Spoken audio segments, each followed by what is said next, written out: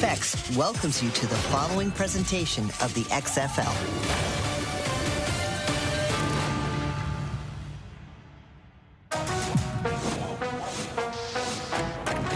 This is a chance for a second chance. Rediscovered, revitalized, reborn.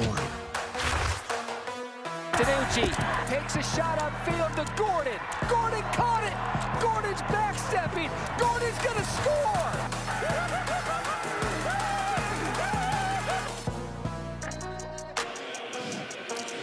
Fourth down magic, propelling Seattle to its first win of the season and putting the XFL on notice. The Sea Dragons are going to be a problem. Tonight, that problem is in the hands of the San Antonio Brahmas. Two teams at 1-2 going into week number 4. The Seattle offense, it's legit. Ben DiNucci leads the league in all major passing categories. And he's got the most prolific receiving duo to play a little catch with, Ja'Cour Pearson and Josh Gordon. Standouts. How will Hines Ward slow down Seattle? We're about to find out.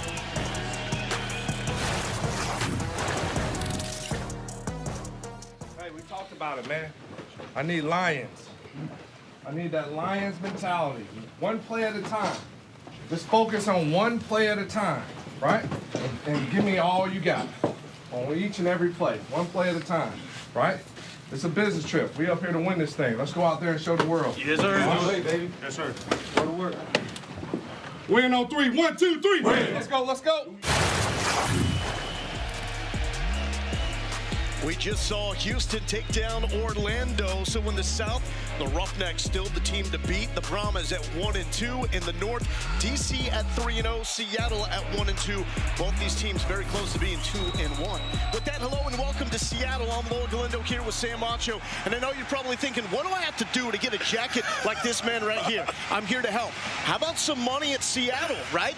The Dragons started off the season as a preseason favorite. They're now the 5th on the list to win the XFL at plus 750. You buying? You believing? I'm buying and I'm believing. This is the #1 offense in the XFL. The only thing that's holding them back is turnovers. They have a -7 turnover margin. That's the worst in the XFL. But with the offensive attack, the running game, Morgan Ellison, etc., this offense is here to stay. Yeah, and June Jones has told us this offense gets better as the season goes on. Now for San Antonio, they're sick to their stomach because they had a chance against Houston. 6 minutes left. They're down by 9. It's a one-score game. First and goal from the 1. Kalen Balaj stuffed on back-to-back plays. Jack Cohn denied on 4th and goal. San Antonio goes backwards. The offensive coordinator, Jaime Elizondo, told us that he woke up all week thinking about that sequence, and Hines Ward summed it up. Championship teams convert. Now they've changed up their entire offense. They cut their playbook in half, and one thing that Hines Ward said, he said, man, we have to know our personnel. Of course, you want to get it from 4th and 1, but unfortunately, you have to find different ways to make plays. They got a lot of confidence in their quarterback, Jack Cohen, who's standing by with Ian Fitzsimmons. Jack, Acho just mentioned it. The playbook's been cut in half on both sides of the ball. What did you see in practice this week? Less is more. Yeah, I think we had a great week of practice. I think we have a great plan. Decided to go out and play. Good luck. Let it rip. Over to T-Mac.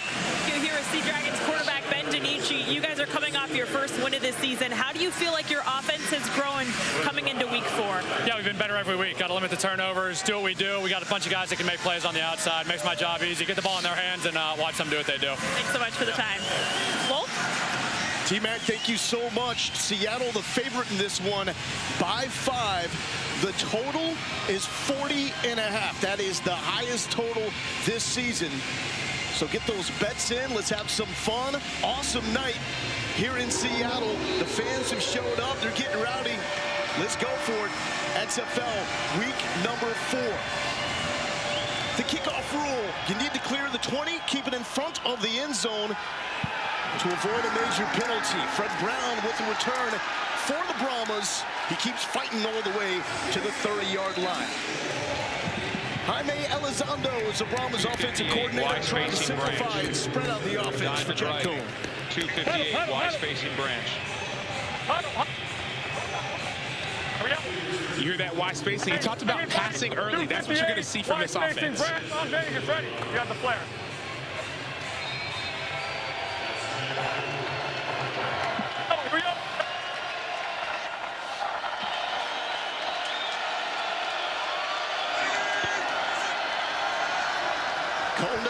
first down over the middle to his go-to target, Alize Mack, who leads the team with 10 catches. Left. There's number 11. Trey left. Good gorilla bib, stitch, X Pepsi. Trey left. Good gorilla bib, stitch, X Pepsi. Good gorilla bib. Hey, go get it. Go run that. You'll hear gorilla. You'll hear gazelle. These are inside runs. Looks like there's a pass off of this one. Play action. Out of the reach of Travis Tobin. Okay, here we go. Let's go nickel. We got Trey left, alert yip, bad gorilla box. Trey left, alert yip, bad gorilla box. I'm ready. So you hear that gorilla word. That's that inside zone that you're hearing. San Antonio with Kalen Balaj at 237 pounds, but they struggled in short yardage situations running the ball against Houston. Cohen will keep, and Cohen is dropped for a loss by Jordan Evans. Welcome back, the captain of the Seattle defense. Jordan Evans, he's been out these last 2 games, but he's back now. His inside linebacker coach, Coach Fly, said, man, this dude is a beast. 28 years old, played in the NFL. He knows how to win, been injured, but his team is so glad to have him back on the roster. A quick 3 and out by the Seattle defense. Their head coach, Jim Haslett, his DNA, the defense. Brad Wing out of LSU, the most experienced on NFL rosters on this San Antonio team, gets it to Kelvin McKnight. McKnight trying to reverse fields, hit by a bevy of Brahmas. And Seattle will take over inside the 15. The Sea Dragons lead the league in yards per game. Their offensive coordinator, June Jones, and quarterback Ben DiNucci are starting to cook. Here we go. Let's go. Hung the trips left, flip 50, dog, G slant on 2, ready.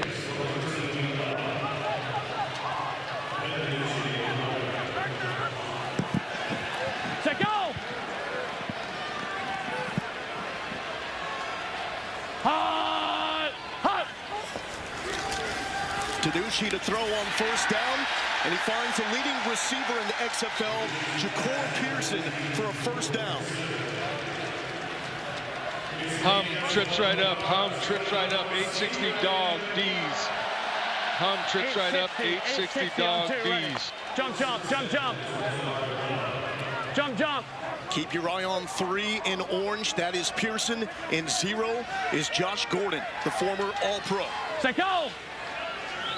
Hot! DiNucci, the former Cowboys quarterback, to Blake Jackson, who, oh, by the way, gets lost with Pearson and Gordon. He's now got 19 catches, second most catches in the XFL. Right. And there is Jim Haslett. Hey, Wes. Here we go. Tampa lock on 2, ready. All right, man. Former Rookie of the Year as a linebacker for the Buffalo Bills. Set, go! Fantastic head coach of the New Orleans Saints. Hot! Morgan Ellison coming off the only 100-yard rushing game in the XFL this season. Good to see him back and healthy, Sam. He went down awkwardly in the 4th quarter of that win. He had over 100 rushing yards last week. People look at this offense, the run-and-shoot offense, say it's a passing offense, but their backs, Morgan Ellison has more rushing yards than any other back in the XFL. 80 on 2, ready. Small school star out of southeastern Louisiana.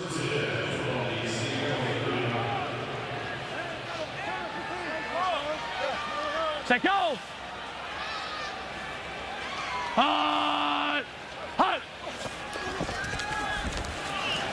DiNucci, good hands. Brought in by the former Cal Golden Bear, Jordan Veazey.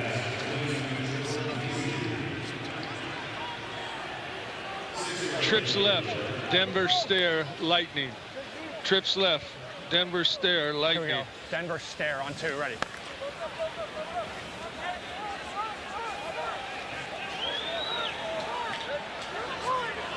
Set, go! Hot! Back to the ground. Ellison met at the line going backwards. This is a San Antonio defense that leads the XFL in tackles for loss.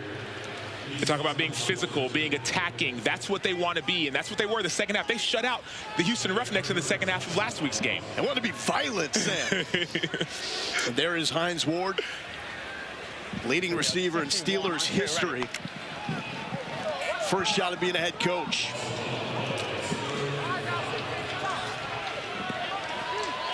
Here we go. Set, go! Hot! Hot! 3rd and 5. Josh Gordon is not on the field. DiNucci, the touch pass, complete. Blake Jackson, the former D3 national champ quarterback.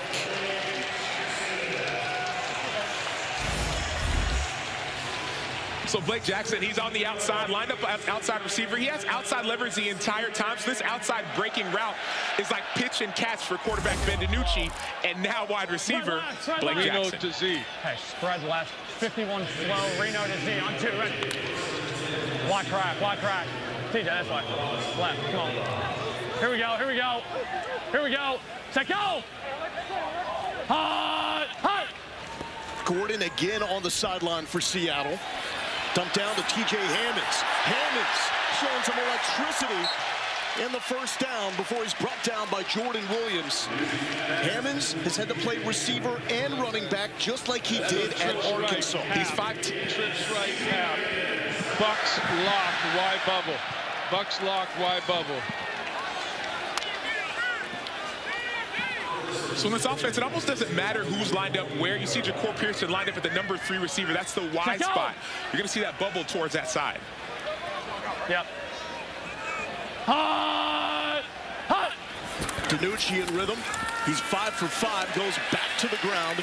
And that's Hammonds with positive yards on first down.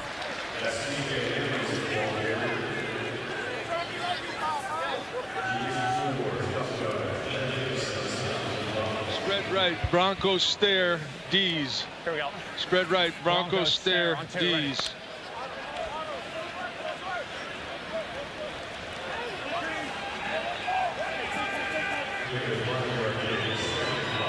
Set, go! Hot! Hot! Ellison with the carry, stiff arm, and stood up by Drew Beasley. Former Michigan State standout. Marble Mike 0H. Marble Mike 0H.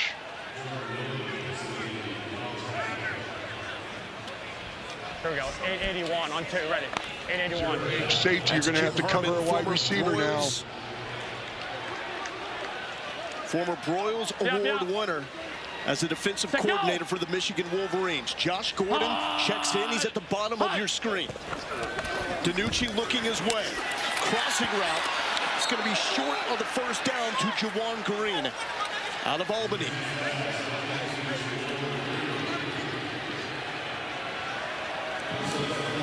See Cam Kelly, the 6'5", 205-pound defensive back, making that outstanding tackle. They love to play off, but he drives on routes excellently. And what did June Jones tell us coming into this game? He thinks he has thrown more touchdown passes on 4th down than anyone in the history of football. Hot!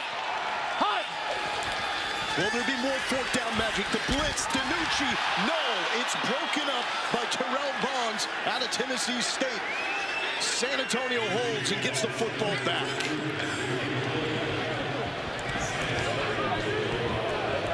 So Seattle was driving.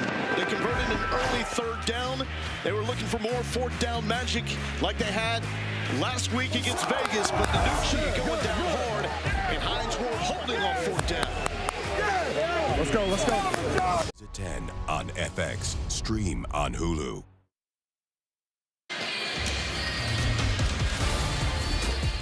The XFL is brought to you by Progressive, the right call to protect your home and car. These two coaching together like they once played together. Hines Ward and Joey Porter. They won Super Bowl 40 together. Hines Ward, the MVP of that Super Bowl win. Ward would do it twice. going down as one of the greatest to ever play for the Pittsburgh Steelers. And now Ward and Porter, it's their goal, it's their mission. They come to tears when they talk about it, trying to help guys get back to the NFL. The thing about Pittsburgh is culture. That's all they talk about is culture. I played with Joey Porter towards the end of his career when he was in Arizona. They brought a lot of Pittsburgh Steelers there. It was this culture feel. They're trying to build the same thing here. Opening drive for Jack Cohen in San Antonio was a 3-and-out. They've decided to spread out the offense and simplify. They want to give the big running backs more running lanes. Hey, nice coming, nice coming. Overhaul, go. Go. Play action to Balaj. Balaj, a very good receiver out of the backfield, and he's got first down yardage. Rewind. Seattle's defense, coordinated by former Florida and Illinois head coach Ron Zook. 57, nice swap. 57, nice swap. Odd change. You got 20 personnel out there. 20 personnel. It's 2 by treated as 2 by 2. 57 on Vegas, ready. You got 2 by 2. You got 2 by 2. Trail. 20 personnel. That's 2 running backs, no tight ends. We go. Hey, takes two. Odd is a 3-man front. Cone with the strike to Balaj, and Balaj with back-to-back receptions. It's a man there with 52 career games in the NFL. Fitz.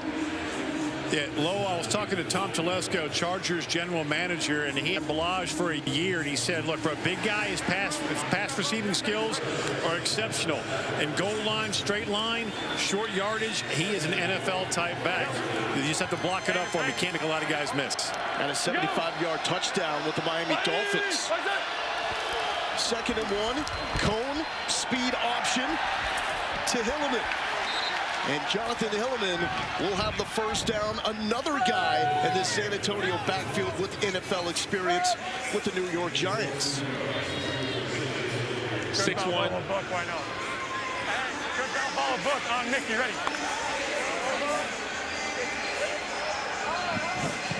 Hey, good stallion. You're good. So the clock will run even on out-of-bound plays up until the 2-minute warning. That's why we're getting late here in the first quarter as Balaj has the carry. And no points on the board with the total being 40.5. 65 Kodak. The highest Trey in the left, XFL. 65 Kodak. 65 Kodak. Deuce, Knoxville. Deuce, Knoxville. Deuce, Knoxville. Deuce, Knoxville.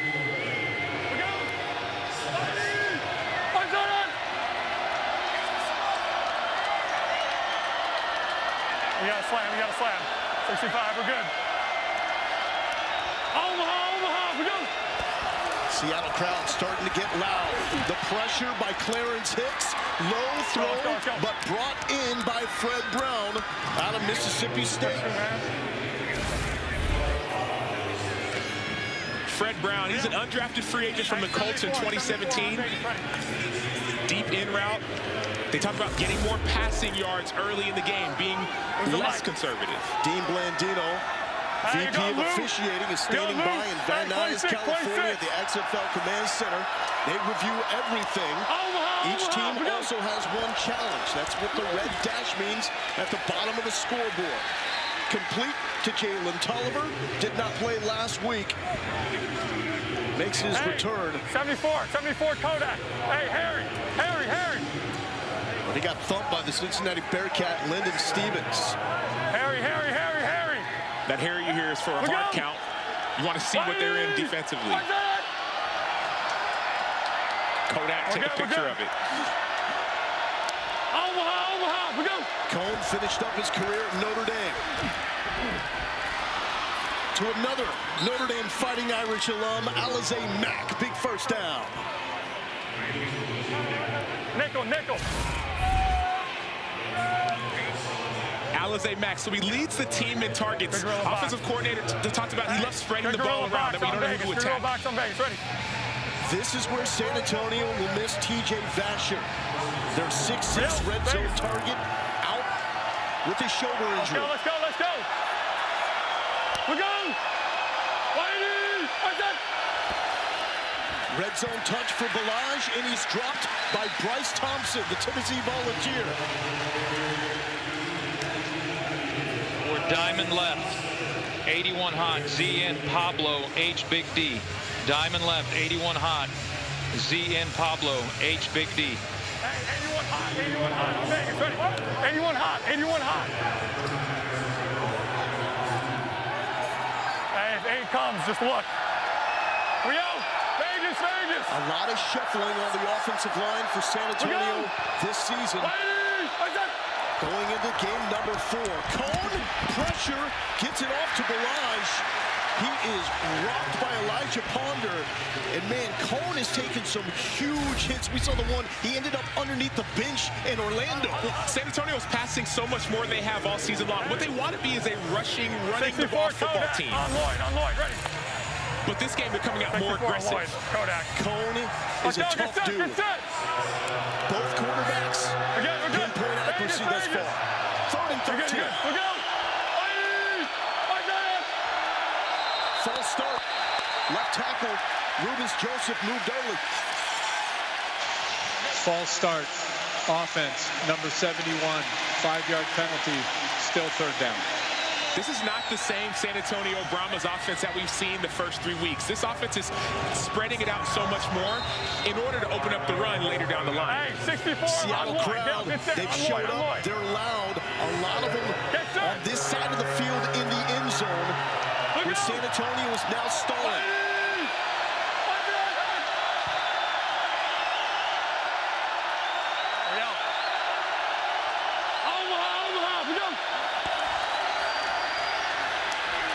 Cone over the middle, complete to the 20-yard line. It's Jalen Tolliver, but it's well short, and it's Parker Romo time out of Virginia Tech. He's 4 for 5 on field goal attempts. We're seeing this, you talk about the offense being cut in half, the playbook being cut in half. What Hinesworth said is, let's go back to our plays that worked, and let's just run those. That's what we're seeing offensively.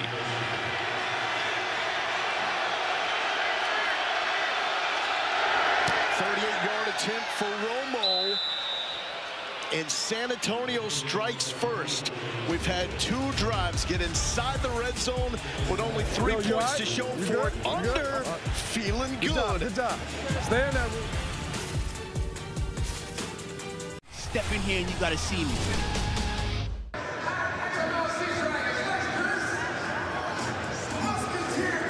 23 seconds to go in the first quarter. San Antonio leads Seattle 3-zip here. And when you talk about wagering and when it comes to the XFL, I'm going to back up a little bit away from the San Antonio bench because I like all the favorites this weekend.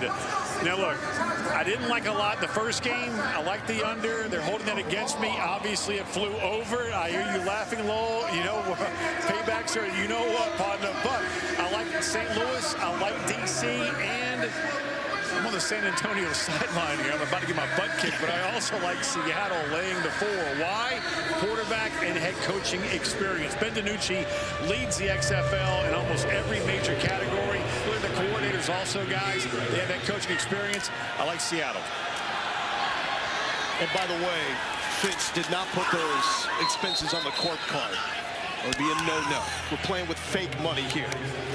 So here comes Ben DiNucci, and the Seattle offense drove it down inside the 20. Could not convert on 4th down, but DiNucci 6 of 7 for 54 yards. Here we go, here we go. Here we go. 591 on 2, ready. 591, 591.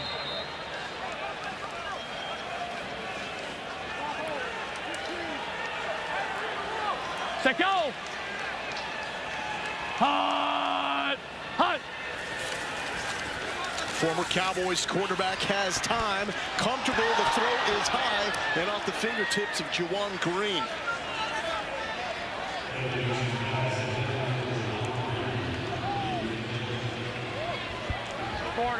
Quarter. Hum to trio left, 60 Georgia special, wide bubble, Z-dig. Hum that to will tree take left, us to the 61 end Georgia of the first special. quarter. 3-0 Brahmas with the lead.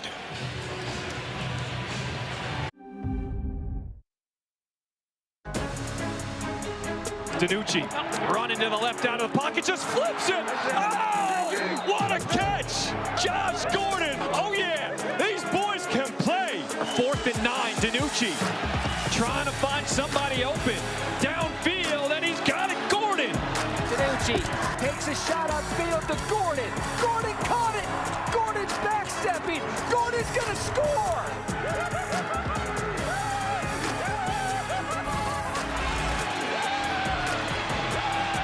DiNucci was just kidding. After that, he tweeted, "Did we just become best friends?" Yes, stepbrothers, best friends, DiNucci and Josh Gordon. It was awesome. We even heard the play call. 860 dog with streak on backside from June Jones. The streak on the backside was Josh Gordon. Hot! Hot! DiNucci nearly picked. Wow, taken out of the air by Juwan Green. Now, how about this? The XFL is a league of opportunity. Hines Ward told Luke Barku that if he could shut down Josh Gordon in this game, he will be back in the NFL next season. We say back in the NFL. He was an undrafted free agent in 2020 by the Jacksonville Jaguars. He got a chance to start later in his career. Guarded Jarvis Landry. He's been there before. And we got him mic'd up. Check out. Hot! Hot! Barku expects to draw Gordon throughout the course of this game. Here it is, a deep shot, and it's almost picked off by Barku. He was running with Blake Jackson. One thing to note as we listen to Luke Barku, this San Antonio Brahmas defense just played the Houston Roughnecks. What kind of offense do they run? It's the exact same offense as the Seattle Sea Dragons. So they're getting the same looks. Offensive coordinator June Jones was the mentor to offensive coordinator A.J. Smith from Houston. And so we talk about overs and unders and betting. The points will be low this game, trust me. Barku, 3 games under his belt in the NFL with the Jacksonville Jaguars. Screen to Gordon. Gordon in traffic, still going.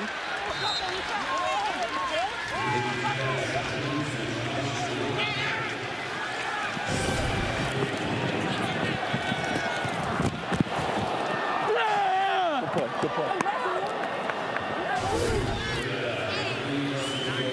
In 2019, he led America with 9 picks at San Diego State. He almost had one there. Well, he's a former receiver, so he wanted that. The ball is his in his mind when it's in the air. 3rd and 3. Set go! Hot! Hot! DiNucci so comfortable in the pocket, but that's just off the mark again for Juwan Green. So it's going to bring up a 4th and short. Hey, Acho, points will be low in this game. Trust me. Where was that intel last night at dinner over calamari, brother? Well, I was down on the field before, and I was talking to some of the coaches. And I was reminded by Coach Fly that, oh, yeah, they got a game coming up. But I remember, man, San Antonio was played this exact same offense. And, oh, by the way, they shut them down in the second half of last week's game. So basically, you're backing off the over here. I get it. So the punt needs to stay out of the end zone, or you give it to the offense at the 35. And this is Therese Robertson dancing to the 30-yard line. Good return. 3-0 after DiNucci in Seattle stall again. Subway keeps. Welcome back here to Seattle. San Antonio on top 3-0 in the second quarter. I'm here with Sea Dragons center Jared Thomas. You guys are seeing a 3-down front from San Antonio. How have you prepared for that coming into this game? Well, one, I think it helps that our defense base front is 3 down. So we're used to seeing the different fronts that come with 3-man, 3-4 looks, 3-3s.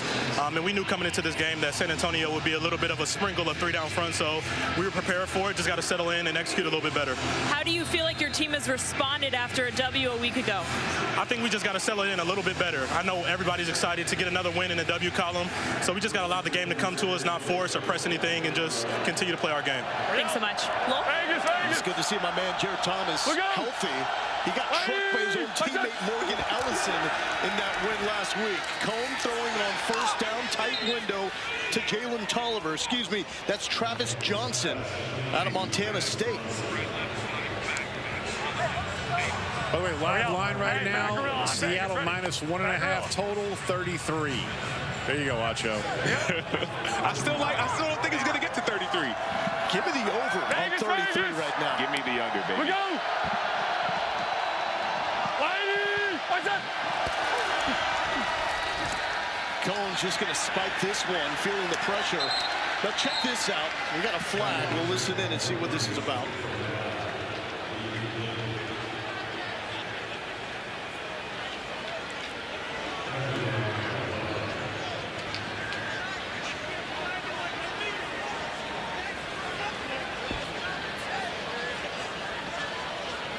And he was behind the line. So Muller's talking about defensive pass interference. The ball hit the ground well short, so we're just going to wave that off. Yeah, number 6 is in the area. He's behind the line of scrimmage. The ball's behind the line. There is no foul on the play. The contact was ruled legal. The pass was legal. Number 6 was in the area. It's third down. Third down. Let's welcome in the VP of Officiating, Dean Blandino. What was that conversation about, Dean? Yeah, a couple of things. They were talking about, well, is the ball catchable? Was the ball behind the line? And actually, was there an eligible receiver in the area? So there was a couple of things that the crew got together, discussed, and ultimately felt there wasn't a foul on the play. Dean, thank you so much. And even if the call went the other way, that's something that you can challenge. With these one-time challenges per game, you can challenge anything. Ball is batted down at the line of scrimmage by Antoine Jackson at Ohio State. A guy that Ron Zook simply calls Buckeye.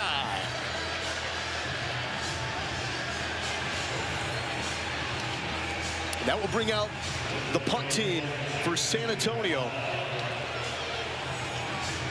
Brad Wayne with the second punt of the night. And it's Kelvin McKnight deep for the Sea Dragons.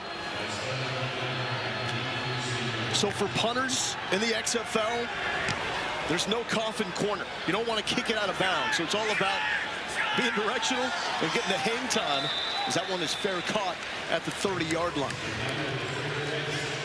Week 4 in the XFL continues tomorrow on ESPN2 with the Renegades squaring off against the Battlehawks at 4 Eastern, 1 Pacific.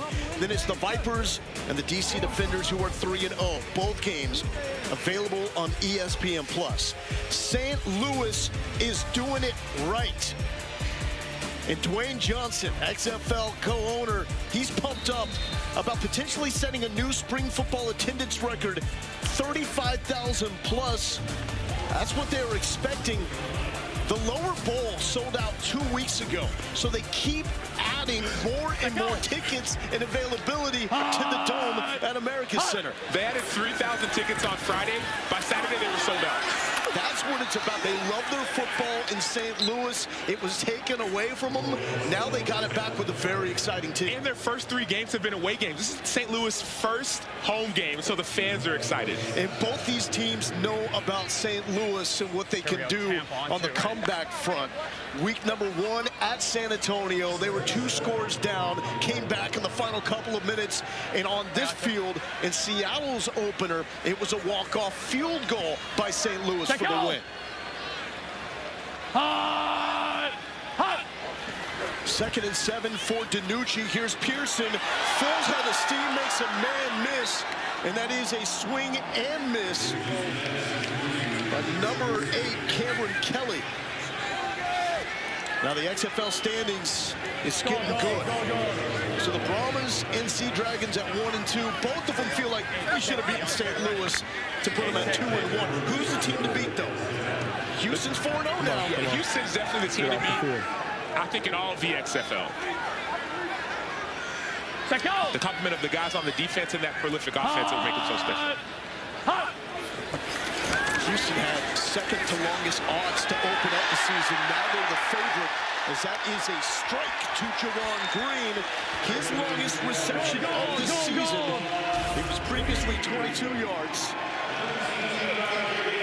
You see the zone concept here. You got to play deep to short. That's a perfectly placed ball by DiNucci. One of the reasons I talk about playing the under in this is that as a defense, you get more comfortable week after week after week. And so you give up that play, but you say, you know what? I've seen that before. I won't give it up again. Yeah, play the under with the total, though. The Seattle offense can get going quick. And there it is, little toe tap as Damian Willis out of Troy. Looks like he got both feet in the XFL. It's the college rules. You just need one. This is true. I did see a little toe there, but that may be exactly what Hines Ward was looking at. Well, we have the first challenge of the night. I want to challenge that. Bingo. Push off. I find it interesting how a former receiver. Push off. Challenge. Yep. Now, you can't do this in the NFL. San Antonio is challenging the ruling on the field of no pass interference. That's the best plays look. under review. I've got.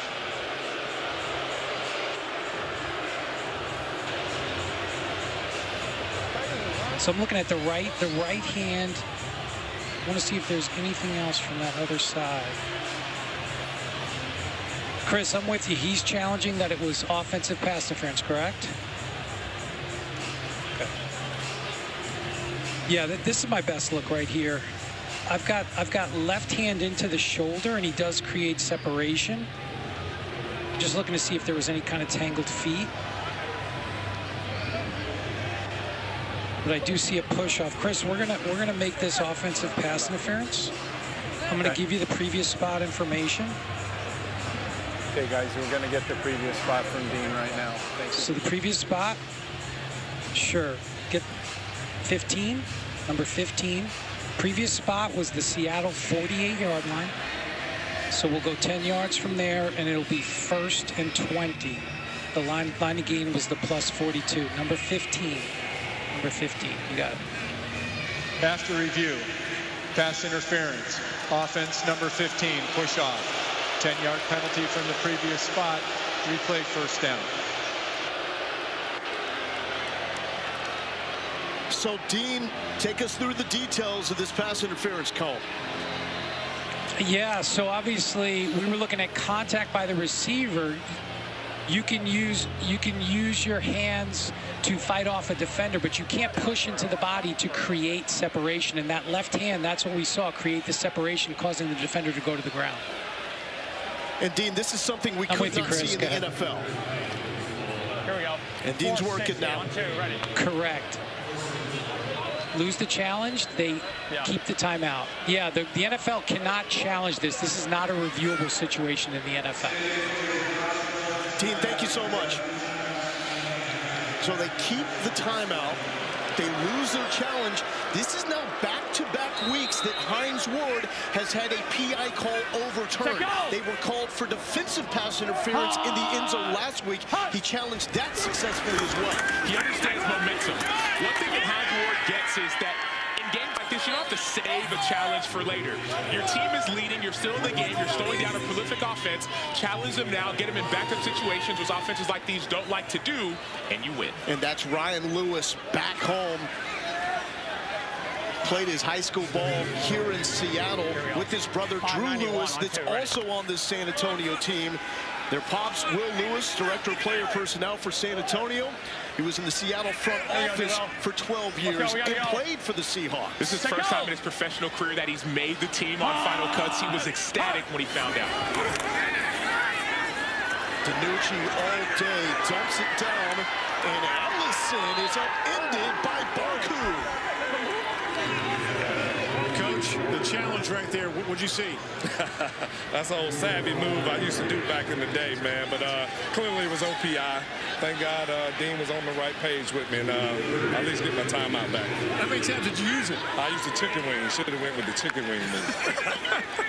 Well, and what he means by that chicken wing, don't extend your arm. Just use your elbow a little bit. Make it more savvy to be able to not get called. Let go. So now Seattle backed up, 3rd and 15. Ward fired up. And we got a whistle and a flag.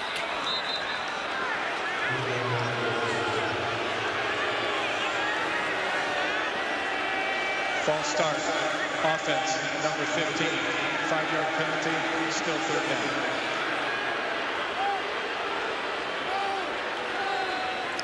If you watch this defense play, the St. Louis Brahmas defense. Trips like Cowboys. Cowboys on 2, ready. Cowboys. Cowboys. If you watch them play the second half of last week's game against Houston, you would say, man, this is the best, one of the best, if not the best defense in the XFL. Can they put it together for 4 quarters? We've seen it for 1.5. Let's see what they finish like. And if you took the over, that time ticks away. You're looking for the 2-minute warning, something to stop this clock, because this is not good for you. Ellison, the short carry. It's a punt situation for Seattle. I'm just telling you right now, there's no chance for the over. What? You're saying no chance? No chance. Fitz, there's got to be a chance. You got to believe a little bit. Low. But Sam, you were right with Hines Ward, and that challenge completely turned around momentum. Football is a game of momentum, and that's what you have to understand. You get an offense backed up, you have a lead going into halftime. I get it's still early, but those little things, my coach used to say, little things done well make big things happen. Those little things make a huge, huge difference to finding a way to steal a win. Oh! Time out! That's a pass interference! Time out!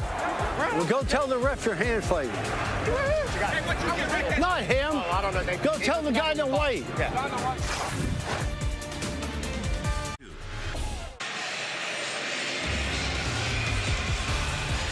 Taking a look at the Seattle Great Wheel located on Pier 57. Beautiful downtown Seattle, opened up in 2012. This thing is covered in over 500,000 LED lights. It's the largest observation wheel on the West Coast, standing 60 meters tall. You guys gave me a hard time. I didn't know this was here in Seattle, but up until a couple of weeks ago when we came here for a game, the last time I was here, I was watching Jay Buhner in the Kingdom. So it's been a minute since I've been to the amazing city of Seattle, Washington. Same back alone. Orlando here with Sam Acho, Ian Fitzsimmons, and Taylor McGregor on the sidelines. Jack Cohn throwing the football a lot more, and a new, more wide-open approach for the San Antonio offense after scuffling a week ago in a loss against Houston. Two-back formation. Jaquez Patrick with a little leap and brought down by Terrell Bond. Thanks so much.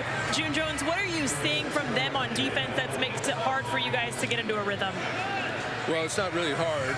We missed a couple throws and missed a couple reads. They're not doing anything that we haven't seen. What did you just tell your quarterback, Ben DiNucci? I told him to look at the read. He shook his head. He knew I was right, and you know, that's what you do. You live and learn. Appreciate your time. Lowell? Listen to the coach. The moral of the story. Cone, back shoulder. He was looking for Toivonen, incomplete.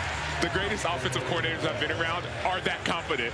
I'm right. He'll figure it out sooner or later. Trust the system, right?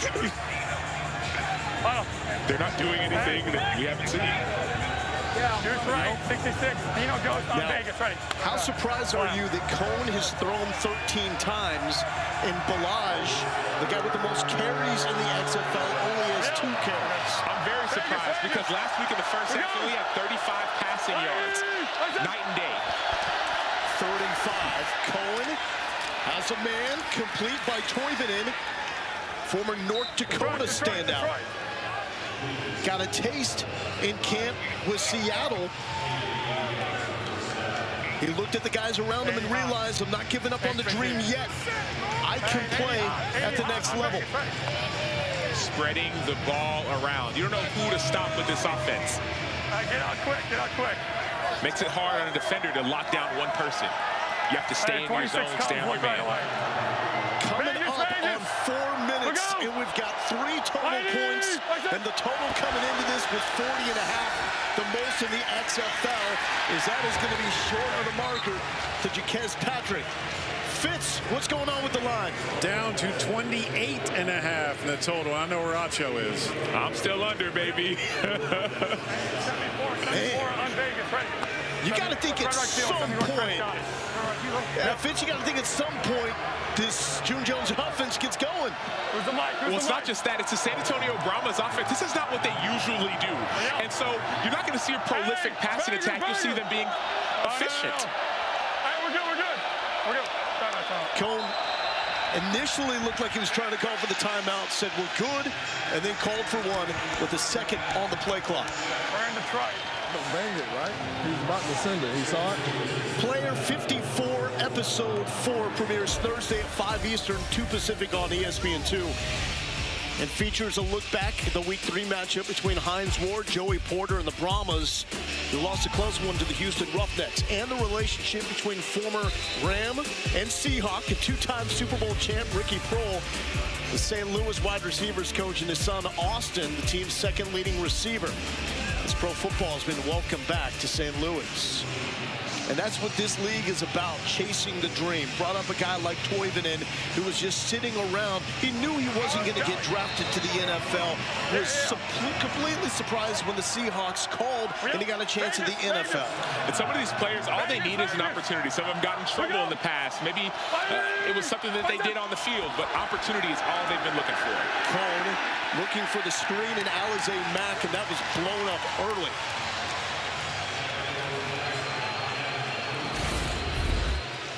So you had a screen set up, but sometimes if you get pressure on the quarterback, it messes up that timing of the screen. That hitch, and obviously you see Sharif Miller with the tip. That hitch messes up the timing. As a defender, just go, and you can change everything, being aggressive. Sharif Miller out of Penn State, 2-time All-Big Ten selection. One NFL game in his career with the Eagles in 2019. Seattle fans get loud, and that's going to be a delay of game. Delay of game. Offense. 5-yard penalty. Still third down. Sam can't have it. You can't. And I was talking to their outside linebacker coach before the game. I know, you got to be looking at that clock. I said you got to make sure you check the clock, too, before that.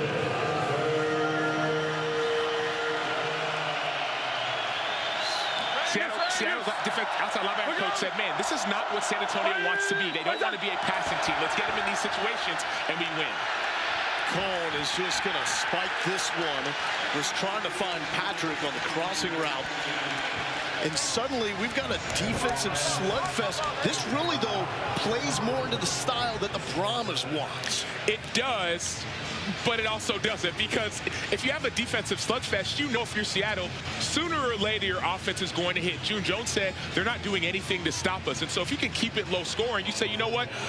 After halftime, make our adjustments, and then we'll start getting our points up. Yeah, if I'm San Antonio, though, I'm looking at saying we're holding the highest gaining offense in the XFL to 0 points. We got them shut out right now. Return going backwards is Kelvin McKnight. 2-minute warning time. Under. Woo! You're feeling great.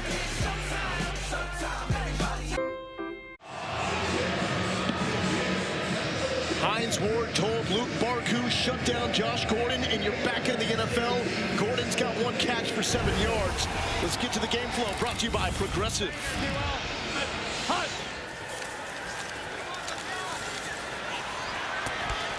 All night long, Luke. Stay in his ass all night.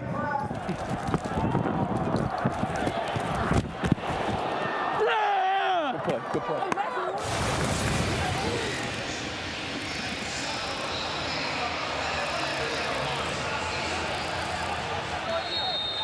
Sam, how about that? 1 catch, 7 yards for Gordon. Barku drew that assignment. He's been excited about this matchup. He said, as we're watching film on Josh Gordon in this offense, I know exactly what to expect. DiNucci back to work with 1:51 left. He's hit as he throws. Wide open receiver. That's Blake Jackson over the middle. Jackson still up. Still scampering. Was he touched? They're going to signal touchdown. I've got him down. I've got him down. Chris, we've got a touch, so we're going to come back. You can make the announcement. We're coming back. I've got him down by contact at the Seattle 45-yard line. It'll be 1st and 10 there. Add it on, so you'll tack that on. Correct. Okay. Yep. The play has been reviewed. The runner was down at the 45-yard line. Personal foul, roughing the passer, defense number 42. The 15-yard penalty will be added to the end of the play. Automatic first down. So it is NFL rules, down by contact. Jackson did not think he was touched, but we've got the replay by Blandino. He told us it was there, and then we also see Mike Tuberdoff with the contact on DiNucci. That's an extra 15 yards. So yes, NFL rules, meaning if you're not touched, you can get up and run and score as opposed to college. But that extra 15 yards on that quarterback is what moves the ball all the way up here. 30 yards, longest play of the night, plus an extra 15. Ellison, full head of steam to the 30. Get some, says Morgan Ellison. Jack Kerner ready for the challenge. We heard from defensive coordinator Jim Herman earlier in the week. He said the only thing that messed us up earlier last week in the first half was missed tackles. Right here, you're going to see a hole and a missed tackle right there. That's all that you need by Jordan Williams, number 15. He was the captain at Baylor. He needs to make that tackle in order to keep this game in check. So Sea Dragons calling a timeout with 1:28 left to play here in the first half. Under 2 minutes. It's also the rules that we see in college play. The clock will stop after a first down until the football is reset. And we'll also see out of bounds play, clock stopping as well. And incomplete passes. This clock has been running all quarter long, all half long, but the last 2 minutes, it stops on incompletions and it stops when the ball goes out of bounds. And if it gets a first down, it starts ready for play. Hey, these fans loving the Seattle Sea Dragons. And they like to see the offense getting going. So 2 timeouts remaining for Seattle. They've got 1 challenge remaining as well. You need a timeout to call a challenge. That's critical. Empty for DiNucci to Josh Gordon. Gordon met by 3 Brahma defenders. Barku and Lewis there. 860 Kansas, true streak on the ball, on the ball. All right, rush Dallas, rush Dallas. 860. 860. Stay where you're at. Under a minute, DiNucci staring down Gordon. Just out of Gordon's reach. And Barku saying, nuh-uh. Putting the short sword in the sheath. The only minor disadvantage Luke Barku may have is his size. He's 174. So he said, if I could just stay in phase, stay in position, keep my body in the right position, not to be outsized by Josh Gordon, 6'4", 217, I'll be A-okay. Hey, this is a battle right here between 2 guys that have tasted it and are trying to get back to the NFL.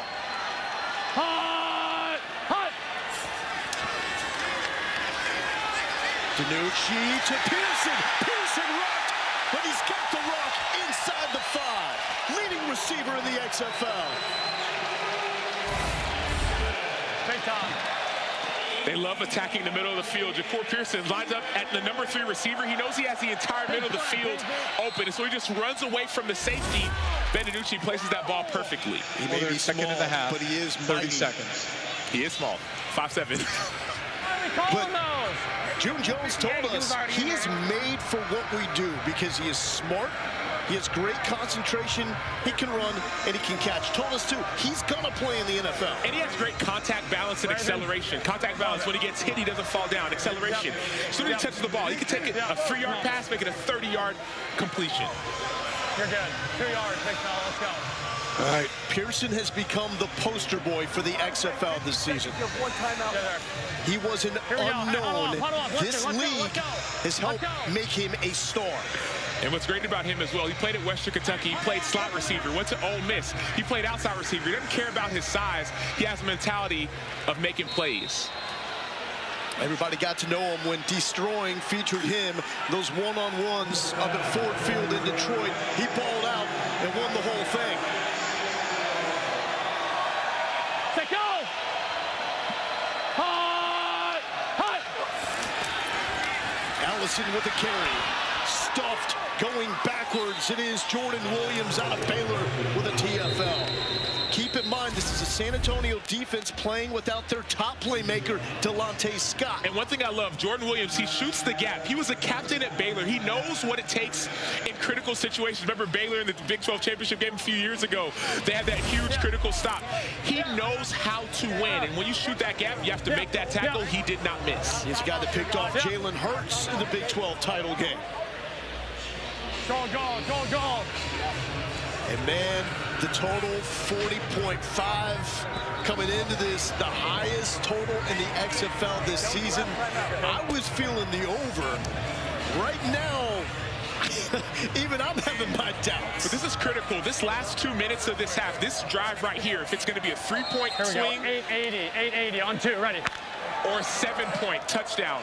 Because what happens here matters. Seattle will get the ball again at the beginning of the second half. And so, huge possession for San Antonio. Overbettors need this one. Absolutely. DiNucci. They get it. Juwan Green, his second touchdown of the season. This is tough. Small school star at Albany, where he was an FCS All-American. It's so hard because you have inside leverage. You want to force the quarterback to make a harder throw, which is outside. But when you're down on the red zone, you have to play that more head up. And so, great play design. You heard it from their offensive coordinator, June Jones. We ain't seen nothing new. Extra points, forget about the kick. We don't do that in the XFL. 3 opportunities. 1-point conversion from the 2. A 2-point conversion from the 5. And the June Jones special, the 3-pointer from the 10. Seattle exclusively goes for 3-pointers. They're 2 for 8 on the year. DiNucci has great legs, buying time across the body. Pearson, no, broken up by Barku.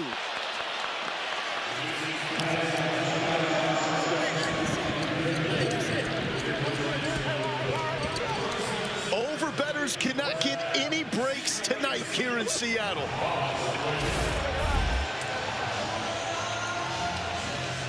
I think Jim Herman's still frustrated. You saw him shaking his head.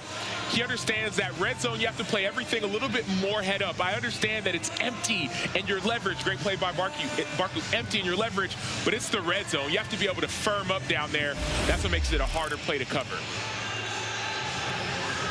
T-Mac. Thanks so much here with Juwan Green. How did the use of all of the receivers on that drive open up you for the touchdown? Well, when you got any of our receivers in the game at the same time, it's dangerous out there. They have the defense second-guessing themselves. If they want to play man or zone, it doesn't matter. We got the guys to win on any down, any coverage look. Your quarterback, Ben DiNucci, passing 1,000 yards of passing this season. What have you seen from him all year? In my eyes, he's the best quarterback in this league in my eyes. Like, I don't see through nobody else's eyes, but I can give you my opinion, and that's what I believe. He works hard day in, day out. First one on the field of practice, last one to lead the field. So he's just showing what he's doing, God-given. Thank you. Wolf? Fred Brown from a foot inside the goal line. Brandon Silvers, meanwhile, in Houston, watching the broadcast going, okay, I got something to say about that. And my record will show that. My receivers might have different eyes. And give Juwan Green some props, because going back to last week, he's the man that ran traffic for Josh Gordon on that 65-yard game winner. He was tossing people to the ground. He was almost celebrating while Josh Gordon was 15 yards away from the end zone. 33 seconds, 2 timeouts for the Brahmas.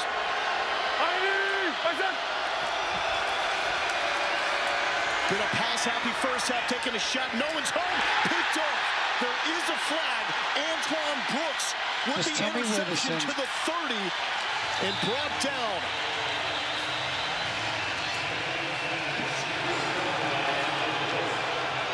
Number 1. He's got pass interference, number 1.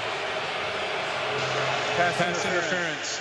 Defense number 1. Much on that shot. Going to the all-22. That's probably the best shot. I think there's some contact right around the 42. On the snap,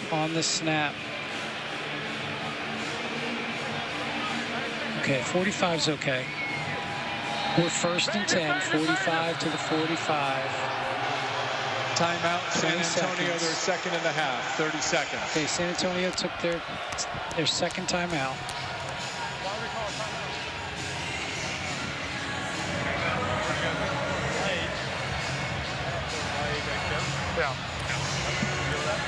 Dean, what did you see on that call?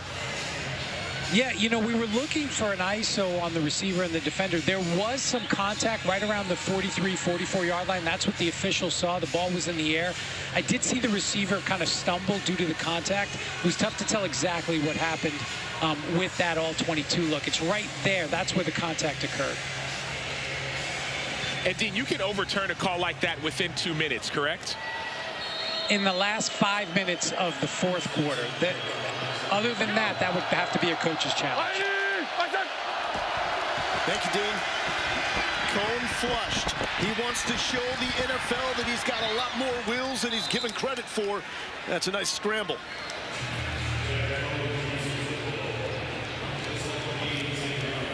He's not known for his legs, as you said, but one thing he told us yesterday, he said, I want to show people and help our offense. On Vegas, on Vegas. Alert watch. Trying to set up Parker Romo. Romo has the longest field goal in the XFL this season at 48 yards. Cone feeling pressure. Balaj off his fingertips, incomplete.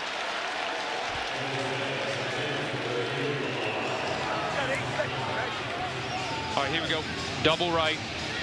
Double right. 66. Toga Snow. 60, 66. Hey, Dallas. No. That is Jaime Elizondo. 66, Dallas. The Mexico-born offensive coordinator for this San Antonio team. Hey, let's go, let's go. Omaha, we go. Quick out route, incomplete to Tolliver. Field goal, field goal, field goal. Field goal. Matt. Honey, tell them they got to cover. Tell Matt. Romo has already connected for one in this game. This is for 56. This would be the longest made field goal in the XFL this season. 57 officially. Romo, low liner. It's got the distance, and it is good. Parker Romo, 57 yards, the longest connection in the league this season. With some change to spare. What a kick by Romo. Come on, let's go.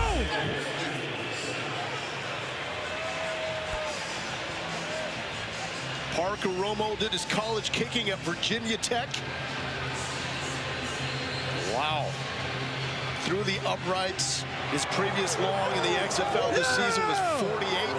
Good job. Hey, let's go. Let's go. Get your ass in the room. Let's go. Yes, sir. Gonna listen up to your head coach when he's that passionate.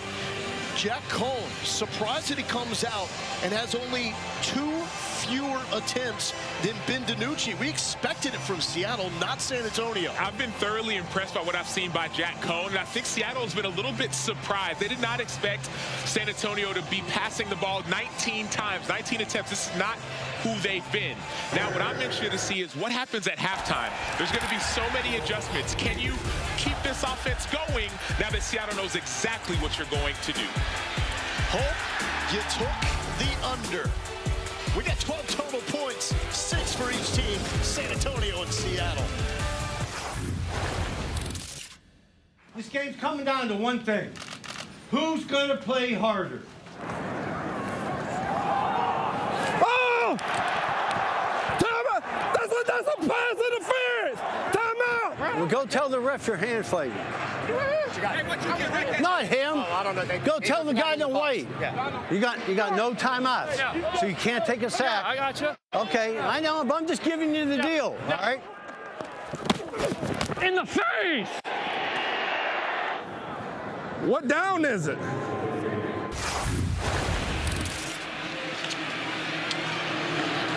Man, Ben DiNucci even calling for his own penalty in the face. And you see Haslett and Ward. Haslett was actually the defensive coordinator for the Steelers in Hines Ward's first 2 seasons in the NFL. Seattle will start with the football. The teams line up at the 30 and 35. They cannot go until the ball is caught. And it is caught by Kelvin McKnight. Seattle with 1 touchdown drive. DiNucci with that shot over the middle. He got the 15 yards as well with the roughing call. Ellison leading it down inside the red zone. Shakur Pearson inside the 5. And then it was a touchdown toss to Green. Went for the 3-point conversion after that, as Seattle always does. However, they could not convert. On 2, ready. Let's go, let's go, let's go, let's go. DiNucci 16-21 for 148. XFL leader in all major passing categories. Ellison staying upright. A little jump cut and gets it to the 37-yard line.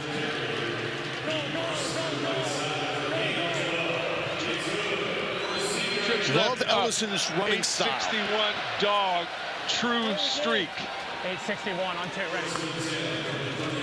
It's a little unorthodox. It's a little wild. We know if you're in front of him, you're going to get hit. It's going to hurt. And we talk about how spread out this offense is, but it makes backs like him who go downhill super effective. Leading rusher in the XFL. Empty for DiNucci. Almost jumped and picked off. Barku is having himself a ball game, but that's the second he could have picked. The corner's one coming off, so you got to throw it to the Y.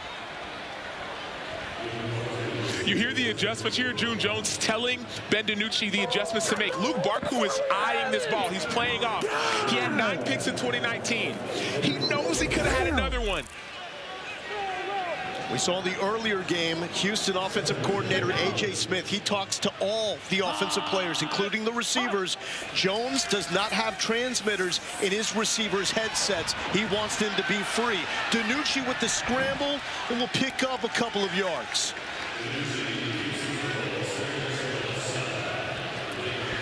You get 15 communication devices. You can spread them up however you'd like. Cube.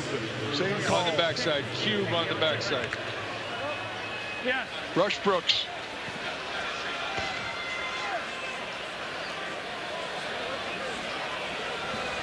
Let's go. 3rd and 7.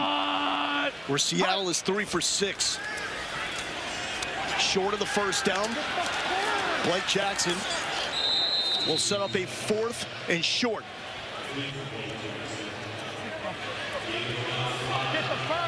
And Seattle's going to punt it away as Cameron Nizelek is on to punt. Another stand by Hines Ward. Jim Herman and the Brahmas defense. Blake Jackson knows as soon as he catches that ball, he has to get vertical now to get those 2 extra yards. The little hesitation allowed the defense to be more aggressive for that stop. Former Georgia Bulldog punting it away to Therese Roberson, D2 star from Wayne State. Roberson, and we got a flag down. There's the flags.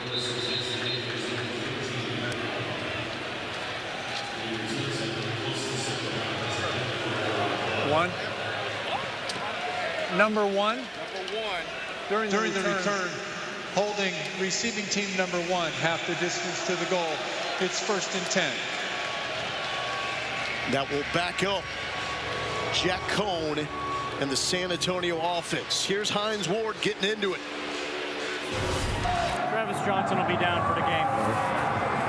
Travis is out for the game. Rob, what happened? What happened to him? He just said he can't go. Hurts.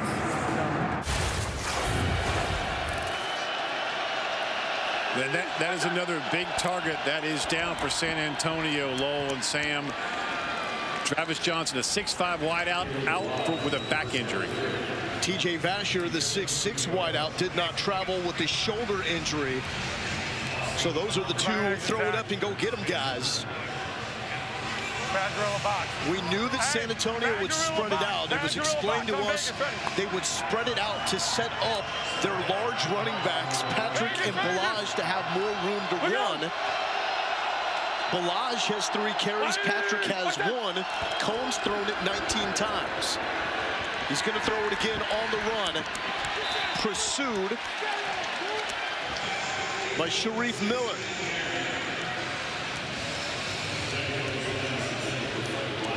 We got Trey Wright. There we go. 64 Penny. Kodak. Let's go over Knoxville. Over Knoxville. Penny over Knoxville. Over Knoxville. You have that Penny call. That's that 3 down linemen, 2 outside linebackers, only 1 inside linebacker, 5 DBs.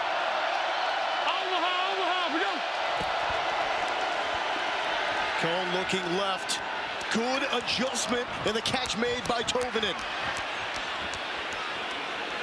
Tovanen kept running. It's the second time that we've seen that tonight.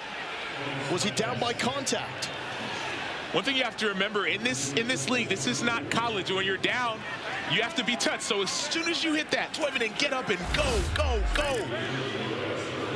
And a heads-up play there by Travis Toivonen. That was clear. San Antonio gets their largest reception of the year.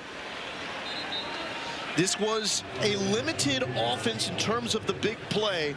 They came in with their longest pass of the year, just 24 yards. Longest run, 16 yards. And I wonder what they're going to get back to. Still be aggressive offensively? I'm sorry, 2 hole fake, 2 hole fake, 64 rocket, execute flare. Hey, 64 on Mickey, ready? 2 hole, 2 hole, 2 hole.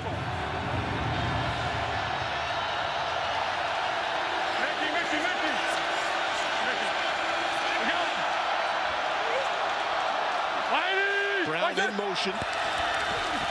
Back to Brown, and he dropped it. The Mississippi State Bulldogs simply let it slip out of his hands. FX Snowfall is back for its 6th and final season, where a feud threatens to destroy the same family. Every Wednesday at 10 Eastern, 7 Pacific on FX, also streaming on Hulu. Seeing Buckram getting some work done there to the old helmet.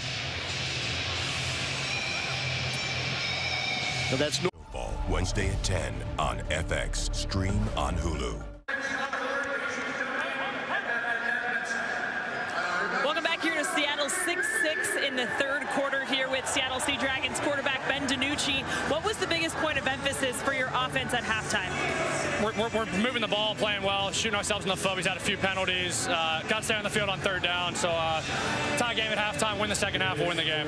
What did that last drive in the 2nd quarter teach you about how to get into a rhythm against this defense? Yeah, 2-minute drill. We practice it at the end of every practice. So that's something we've been practicing every day. Good to get in the end zone there.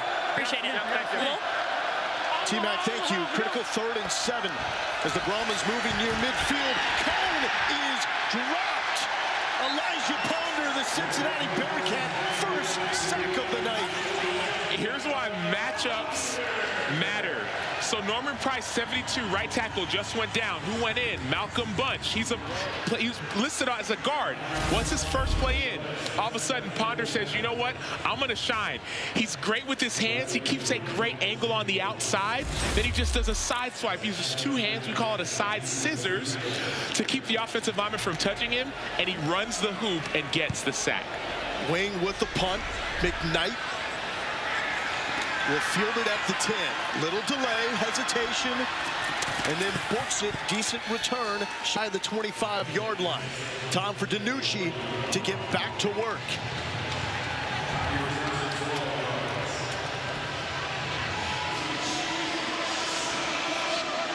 Blake Jackson, the leading receiver for the Sea Dragons. 4 catches, 55 yards. Green at 4 for 36.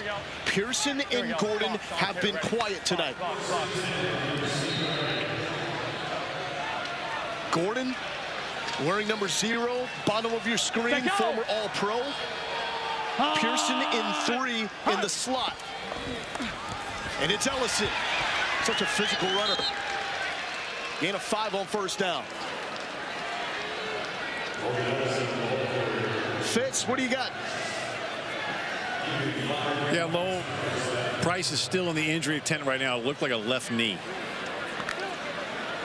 Fitz, thank you. And that has been a very big question mark for San Antonio this season, the shuffling of the O-line. They have 2 new linemen, and now another one went down. They have to get another new lineman. That's been the only issue that you heard from Hines Ward. Say, man, Jack Cohn struggled. Well, it's really the offensive line that has struggled, that hasn't given him time to keep his feet calm. Ellison looked like he was very close to the sticks. He spotted shy at 3rd and 1. Here we go. 61 on 2, ready. Trips left. 61. Just read it now. Just read it. It may give us a big one here. Josh Wider's split. Josh 9. You got the 9. One step him and put it up on top. Set, go. Hot. Hot. Jones with the play call. Going underneath the Pearson. Not the big one they wanted, but it's good for the first down. Former Hilltopper and Ole Miss Rebel. So, of course, you heard June Jones talk about getting the big one, but you got to get these first downs first. So you get that first down, now you're between the numbers and the hash over there. Set, go. Hot. Hot. San Antonio backs off at the last moment. DiNucci throwing on the run to Pearson, and Pearson with back-to-back first downs. Week 4 in the XFL continues tomorrow on ESPN2 with the Renegades squaring off against the Battlehawks at 4 Eastern, 1 Pacific. Then it's the Vipers and the Defenders as the Defenders try to stay undefeated. Both games available on ESPN+. St. Louis is going to be bonkers. More than 36,000 fans expected. Should be a spring football attendance record. They sold out the lower bowl a couple weeks ago, and they keep making more levels available, more tickets available, because St. Louis is football deprived. One of my friends a few weeks ago said, Sam, what are you doing at a St. Louis game? I can't wait to go and watch the Battlehawks play at home. Now, this is big. This is Morgan Ellison. He is down with an injury, holding his head. We saw Ellison take a awkward drop off a tackle a week ago. Wasn't 100% coming into this game. We'll check on ESPN2. This is good news to see the XFL's leading rusher, Morgan Ellison, out of southeastern Louisiana, up and good. We heard it off the live mic what he said after this contact. Someone landed on his chest and he couldn't breathe for a moment, so basically had the wind knocked out of him. But Ellison is good, tough guy that's going to be fighting to get back in this game. Meanwhile, Darius Bradwell checks in at running back. Seattle signed him this week. Former Tulane star gets the carry, left side, and that's a first down. And Lowell, you saw that knee on the chest. That's someone who landed on Morgan Ellison was 6'2", 365-pound man named Javier Edwards. So that would hurt all of us. Ellison, the epitome of toughness, though. Took that awkward tackle last week in that comeback win against Vegas. He was a force, the only 100-yard rushing game in the XFL this season. DiNucci now in plus territory, little fade action. Bonku does it again. His coach told him, you shut down these receivers and you're going back to the NFL. Message received. That was such a beautiful play. I mean, look how in phase Luke Bonku is. Watch how he keeps his eye on the ball. Playing the deep third, and he just makes sure that he doesn't get interfered with. He plays the ball, keeps in phase. That's exactly what he talked about yesterday. Former All-American at San Diego State. Played in 3 NFL games. His first and only career start. He got lit up by Jarvis Landry of the Browns. DiNucci feels the pressure, able to throw it away as he felt Drew Lewis breathing down his neck. Lewis, the former Colorado star that grew up here in the Seattle area, while his dad, Will, was in the Seattle front office. Divide. The Seahawks front office, that is. Divide. 881, let's go. Outside release here.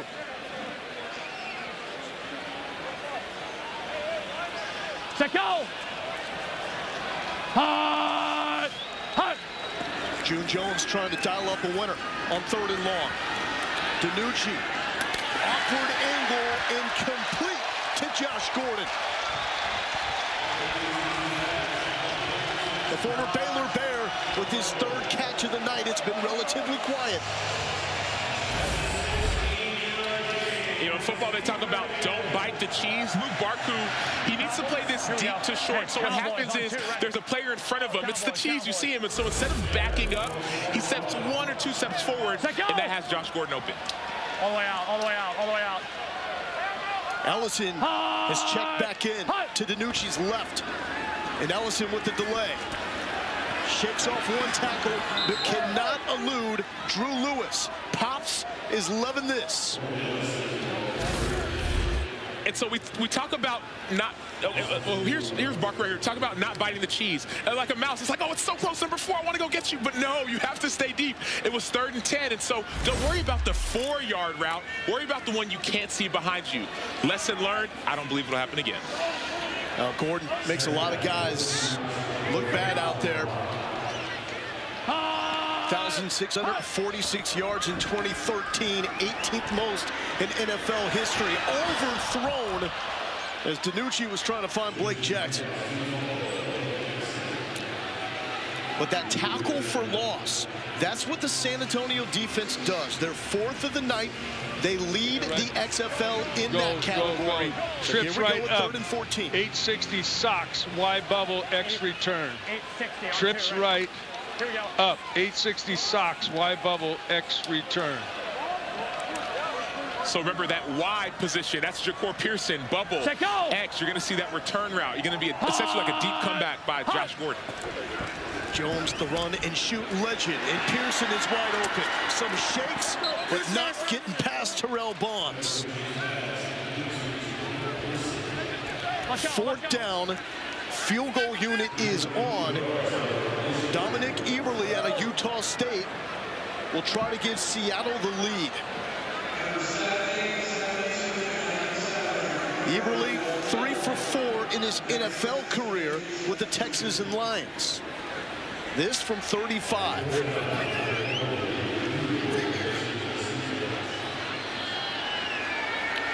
And a late man onto the field. Play clock has wound all the way down. And that's going to be a timeout for Seattle. Timeout Seattle, their first of the half. 30 seconds. Daniel Joseph was running on the field late. No, we're not okay. Jim Haslett, your thoughts? Player 54, episode 4 premieres Thursday at 5 Eastern, 2 Pacific on ESPN2. It features a look back at the Week 3 matchup between Hines Ward, Joey Porter, and the Brahmas, who took on the Roughnecks, and the relationship between former Ram and 2-time Super Bowl champ Ricky Prohl, former Seattle Seahawks star, is now the Battlehawks wide receivers coach, where he's coaching his son Austin, the team's 2nd leading receiver. This pro football has been welcomed back to St. Louis, and that is what this league is built on, chasing the dream. Guys like Dominic Eberle, who has played in 2 games in the NFL, was 3 for 4. Eventually was cut, trying to get enough tape out there to give him a shot on the biggest stage in the game. This shot is through the uprights, and that's how you get back.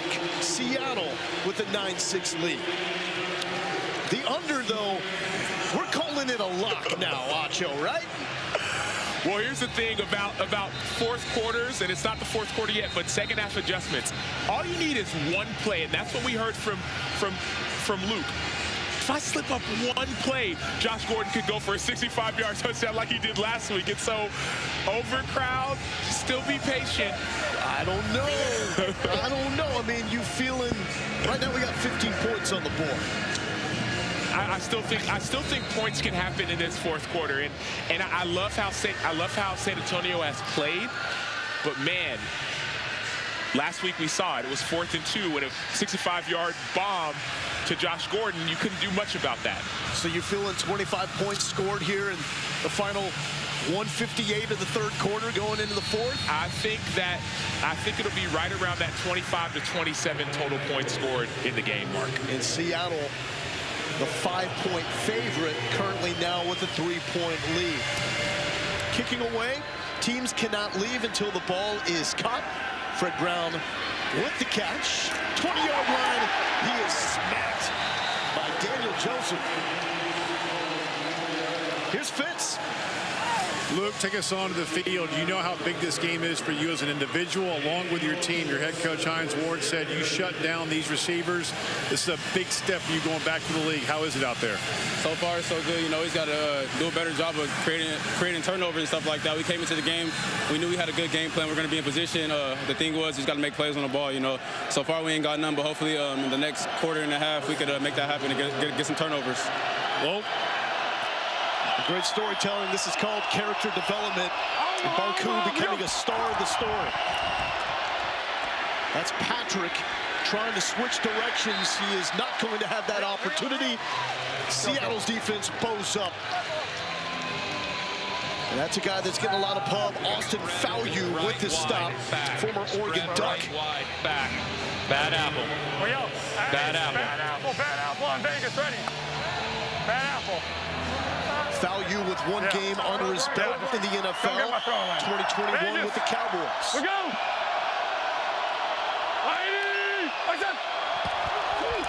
Cohen. Quick toss. And that's Jalen Tolliver. Short game, flag down. Added on. Personal foul, face mask, defense number 1.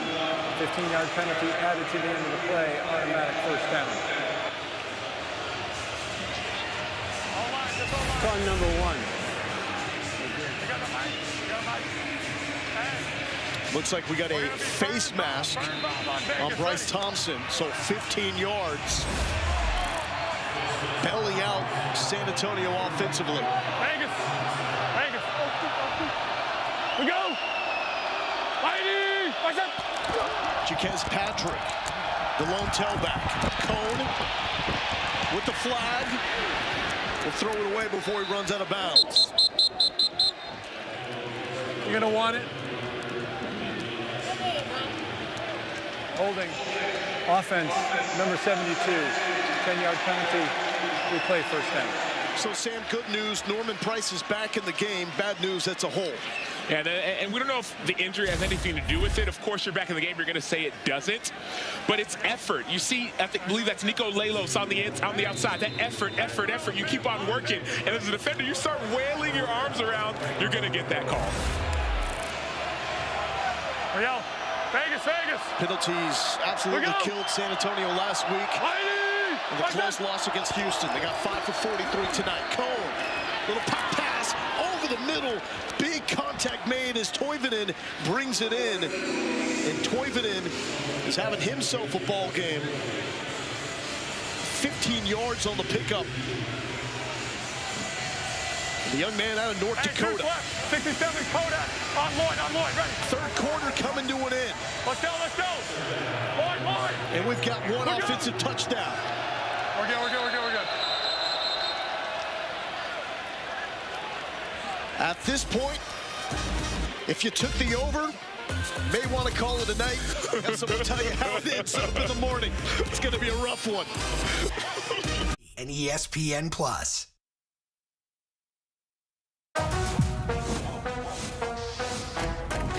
This is a chance for a second chance. Rediscovered, revitalized, reborn.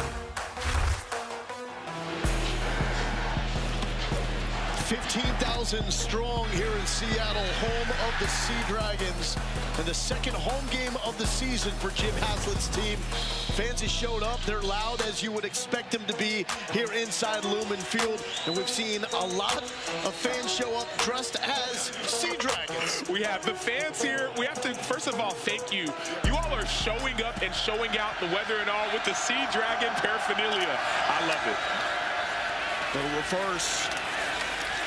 Nothing going there for Darius Roberson. And We got Deuce Wright, specialty 66 package Kodak. there as Deuce Cohen Wright, 66 Kodak. left the game momentarily, but Cohen is now back on a 3rd and 5. Get set, get set. Harry. Look out. Highest total of the season, 40.5 points. And we've got 15 with under 15 minutes left. Seattle, the 5-point favorite, holding on to the 3-point lead. Will the defense make the stand? Yes, they do, and nearly picked off by Chris Payton-Jones, the former Nebraska Cornhusker. And coaching staff for Seattle told us this week he's been by far the top corner this season. He is such a patient player. Look how tight he is in coverage. So when you watch him play, you can tell that he watches film. He knows what's coming before it happens because teams have tendencies. Beautiful play by Chris Payton-Jones. Here's Brad Wing, former LSU Bayou Bengal. Deep kick, perfect spot. On a lane for Kelvin McKnight. He's brought down, however, at the 20-yard line. Week 4 in the XFL continues tomorrow on ESPN2. First matchup, Arlington and St. Louis. We were there when Arlington barely pulled one out against Orlando last week with a change of quarterback with Kyle Sloter. Vegas 0-3. They thought they had Seattle on the ropes before Ben DiNucci happened with Josh Gordon. Meanwhile, the DC Defenders, they are 3-0 and still kind of flying under the radar. Flying extremely under the radar. DC Defenders, we talk about Houston all the time, and rightfully so. There's another undefeated team in the XFL. Houston at 4-0 after demolishing Orlando in the second matchup between those teams this season. Earlier today, St. Louis is going to be bouncing tomorrow with the return of football. Can't wait. DiNucci can't wait for Pearson. Pearson dancing to the 35-yard line. Kind of moves that made him a YouTube sensation with destroying. 17-yard pickup for the leading receiver in the league. Likes to go by Peasy, Sam. He said, when I make a play, call me Peasy. Well, we're going to start calling him Peasy. Fourth quarter, Peasy, you got to show up. Call you whatever you want, make plays like that. DiNucci will keep, and he's chased out of bounds by Mike Tverdoff out of Rutgers. 6'5", 255, was invited to the Dolphins training camp. 2 sacks and 3 TFL so far this season. 590 on 2, ready. 590. Man on your left, Jim Herman, was defensive coordinator for the Michigan Wolverines in 1997 when Charles Woodson put together one of the greatest seasons in college football history and won the Heisman. Ellison, he's spinning and taking bodies as well. A couple of yards for the bruising Morgan Ellison out of southeastern Louisiana.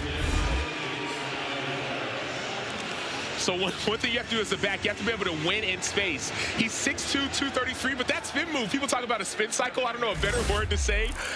But the balance to get yards after contact. 91.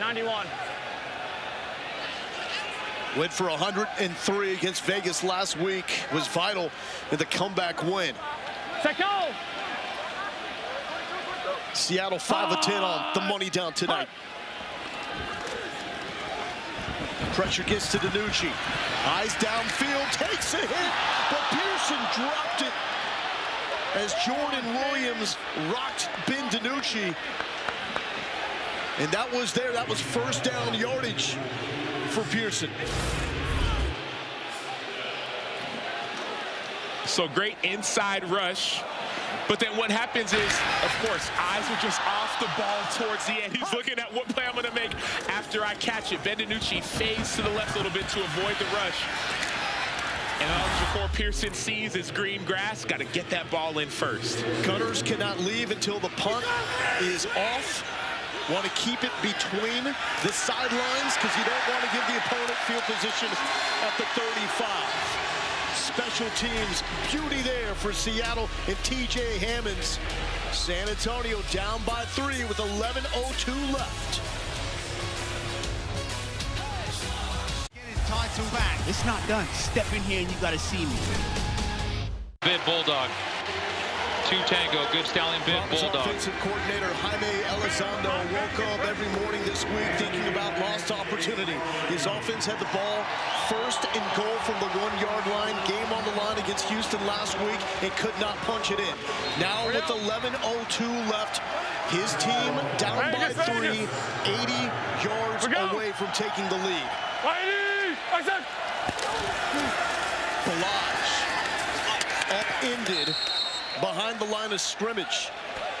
Chris Payton Jones. Deuce right, 66 Kodak. Deuce right, 66 Kodak. Hey, 66 Kodak on Lloyd. 66 Kodak on Lloyd. Let's go. Get up, get up. What's going on with the San Antonio ground game? It's been their bread and butter. Hey, snap it, snap it. That hasn't been there. We go. Quick snap, smart play. Flag down. Quick strike to Tolliver. We'll see it. The flag thrown back around the 50. Too many men on defense. 5-yard penalty, replay, second down. It's a good way to fire up a defensive coordinator. Well, it's such a smart play by Jack Cohn. He saw the defense was subbing. Just let it out there. Ferrari, 2 track. 2 track. Let's go. Let's go.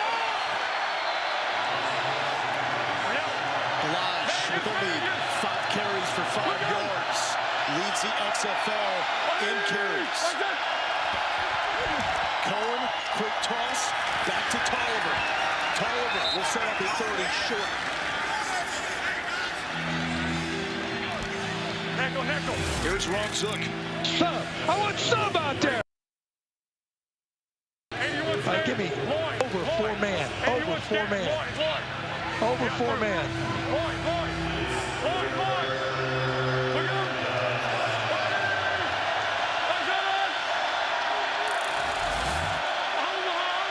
The Zookster in Seattle trying to hold on 30 short. Cone sacked. He's down. Sharif Miller, the Nittany Lion, bringing him down. Second sack of the season for Miller. You saw how adamant Coach Zook was about getting sub-personnel. That's get all the big guys out and put my pass rushers in.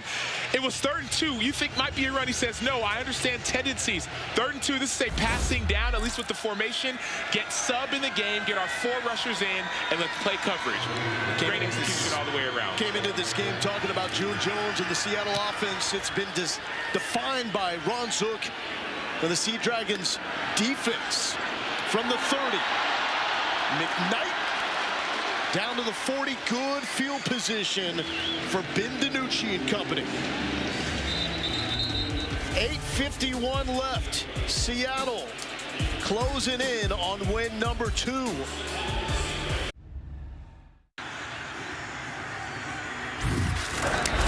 Seattle needs 9-6 here in the 4th quarter. Sharif Miller with the big sack on Jack Cohn there. Take me on the field. What did you see? Yeah, man, I was just trying to get home, man. I had some rushes I ain't like all game. I was trying to get home for my team. And I told my son I was going to get a sack for him today. So I love you, son. What do you think he's going to have to say to that? Oh, he's going to be real excited. He don't even know he only 3, though, but it's for him all the time, always. The reason why I play. One day you'll be able to show him. Thanks so much, Wolf. T-Mac, thank you so much. Sam, we're dad's up here. It's a goosebump moment, man. It is. There's nothing better. And I think about Sharif Miller, and obviously they're in Arlington. All these teams, they actually stay in Arlington. But something happens when you start having kids and a family. You play for something bigger. DiNucci fires to his left side, looking for Josh Gordon once again. Luke Barku, if you're going to pick a defensive MVP, it's probably the guy with number 1 on his chest. Look at his eyes. Like, look at Luke Barku's eyes. First of all, they're on Josh Gordon. His eyes on your luggage, eyes on your work. And then his eyes go straight to the ball. His former receiver status, he used to play receiver in college, it's coming back to him now.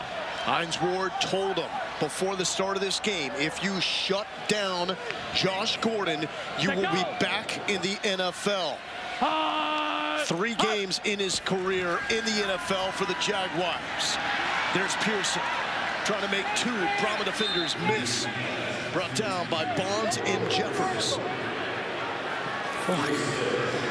Ty, why do they run backwards? Punt be ready. Haslett doesn't want Ja'Cory Pearson going backwards. Wants him running upfield. Well, he's a defender. He was the rookie of the year. He's like, hey, guys, just run forward. It was harder for me when guys did that. Haslett, rookie of the year, linebacker with the Bills before his career was derailed with injuries. There is Gordon. First down in a thump by Jordan Williams. San Antonio has played fantastic defensively all night. They need another stand. And I get it, it's a missed tackle, but what Jim Herman wants to see on film is his guys hunting, running to the ball. And so that erases missed tackles when everyone's lasers to the football. And fourth quarter is Josh Gordon time. This is where he came to life with that game winner last week. Ellison running like you want a back 2. Full head of steam, no regard for the bodies in front of him. You can talk run and shoot all you want, passing offense all you want. What this offense does is once they see all these defenders start backing out and start spreading out, they attack the run, and that's what makes them so effective. I'm wondering when Ellison starts to get some NFL love. Check go! The total at 40.5 is toast. If you took the over, you ain't getting your money back. That's Blake Jackson. Barku and Anthony Tejada there for the stop. Now this is a critical drive. Right up. If you took Seattle Kansas, with the over. Cube on the backside. Cube on the backside. Seattle a 5-point Josh, favorite. One skunk. One skunk. Auto one skunk. So if you took Seattle over, you need a score here to cover.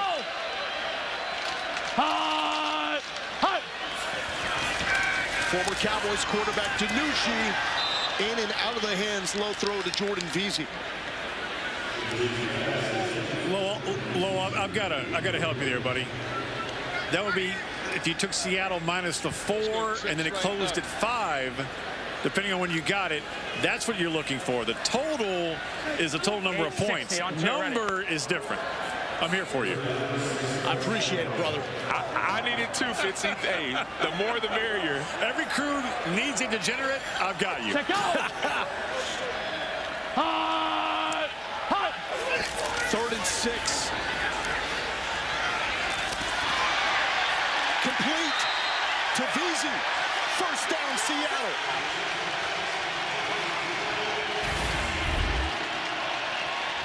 One of the greatest attributes of Ben DiNucci is his ability to move around both inside and outside of the pocket. That allows him to extend plays, and then his receivers build a chemistry with him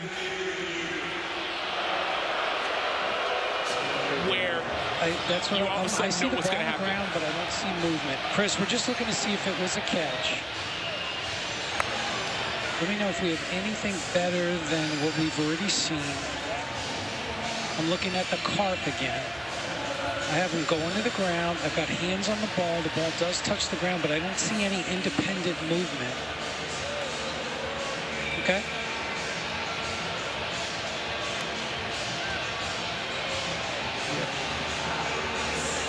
Yeah, again, I'm not. Yep. Chris, we're going to let it stand, okay? Not enough to change. Ruling on the field stands. We'll go ahead and whine when we come Correct. back. After review, the ruling on the field stands is called. It's first down. So it will stay as a catch to the California Golden Bear, Jordan Veazey. And that was not a challenge. We heard from Dean Blandino, the VP of officiating earlier. In the last 5 minutes of the game, fourth quarter, 5 minutes or fewer, if there's a game-altering play, it can be reviewed. Now, San Antonio cannot challenge, but what we have seen, these are the type of challenges that are frowned upon because Dean Blandino's already looking at the play. They've been more successful with penalties that have been called or mixed. Ellison backwards.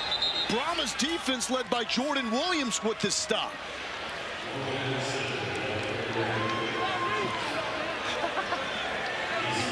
Let's go trips left. 80. Here we go.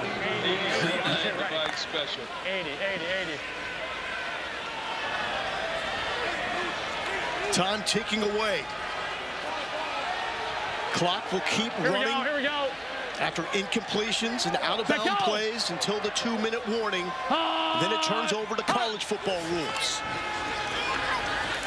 Danucci, plenty of time. He's got Gordon wide open. Gordon lowers the shoulder to the 2-yard line.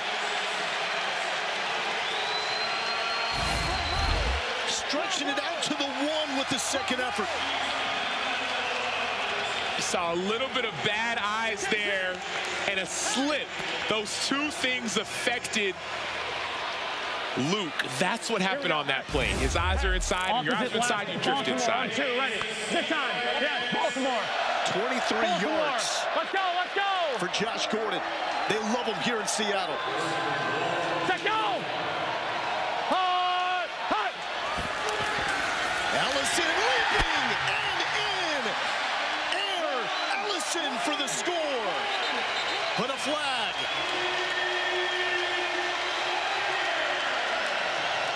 I got mixed up on 56, but he was eligible. He was in the backfield, but we had a man on the line. No foul on the play. There is no foul on the play. The result of the play is a touchdown. They called juice going up and over. How can you not love Morgan Ellison? From the injury last week to coming back from that, injured this week, came back again. I'm a beast, I'm a dog, crawl on him. Now here's something new. Left hash. They're going for what?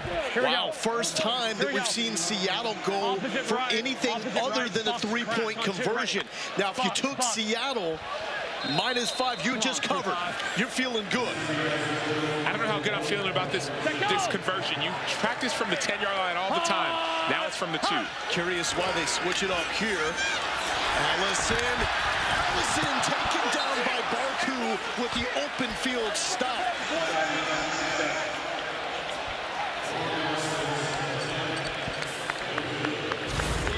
Great try, baby. Way to seal the game. Great try. So it will stay as a 9-point game, which still is a 1-score game in the XFL. And you talk about Jaime Elizondo and the nightmares that he had every single night. Well, chance for redemption. You're down by 9 again in the 4th quarter. Again, last time there were 6 minutes left when they went on that drive. They couldn't get it in.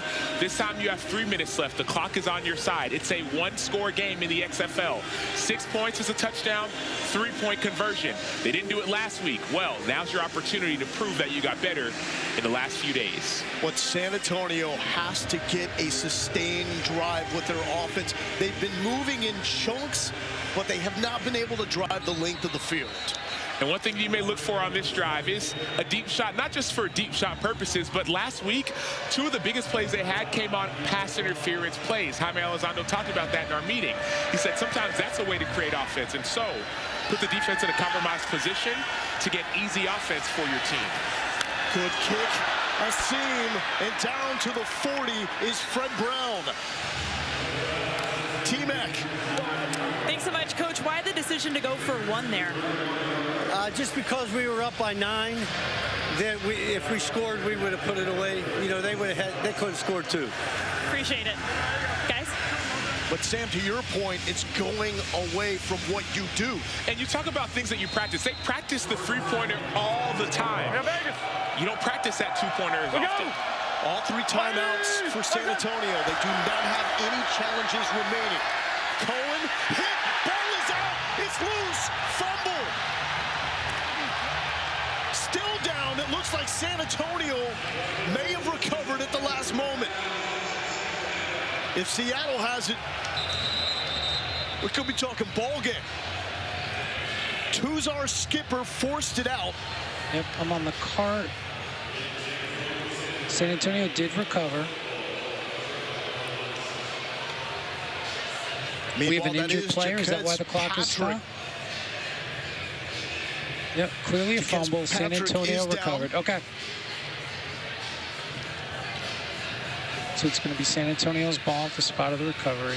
They've got it. So we're going to be playing second down. Yeah, you're good. You're good.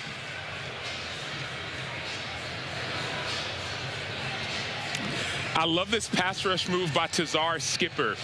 People might say it's a coverage sack, but I see relentless effort from the defender. And then once you get to the quarterback, don't just get a sack. Go get that ball. That counts as a sack as well, a sack fumble.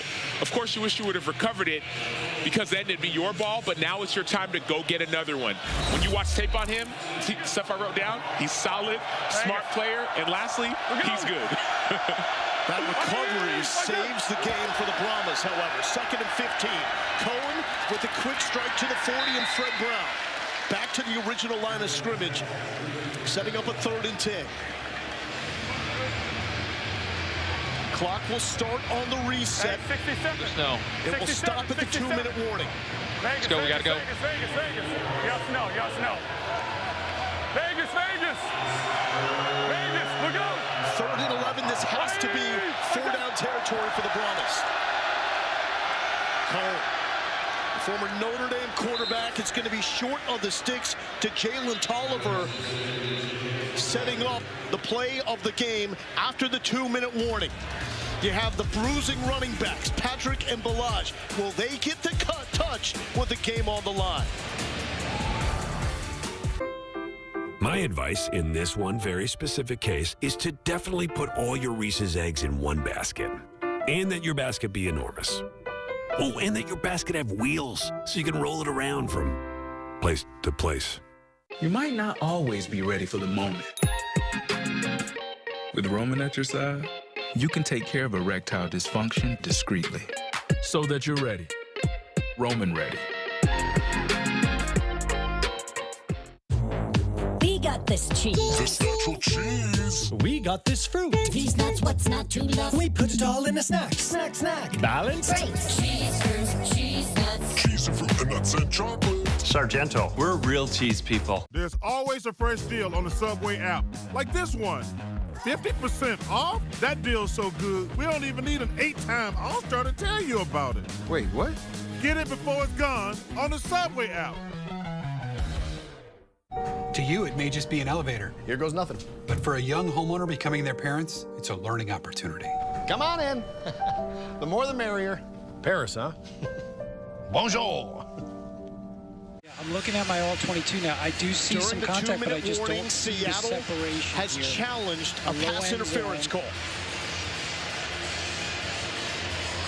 Again, looking for separation. I don't see any separation. I see some contact between both players. I don't see separation, and we do have a catch short of the line to gain. Chris, we're gonna let the ruling on the field stand of no offensive pass interference. So Seattle's charged a timeout, and they lose their challenge. And your spot is good. Are they charged the timeout at the 2-minute warning like this? Correct. They are just charged the timeout. And they cannot challenge. Thank you. Correct.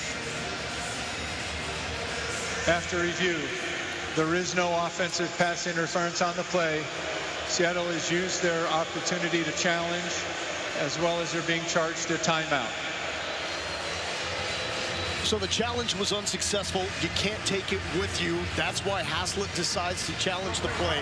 Here we go, 4th and 1. Even with the bruising running backs, Patrick and Balaj, this is where San Antonio has struggled offensively. They struggled last week. You had 1st and goal from the 1 4 different times. Of course, tackle for loss. Now it's 2nd and 2, and they couldn't get it. 4 straight runs, didn't get it. Deuce right.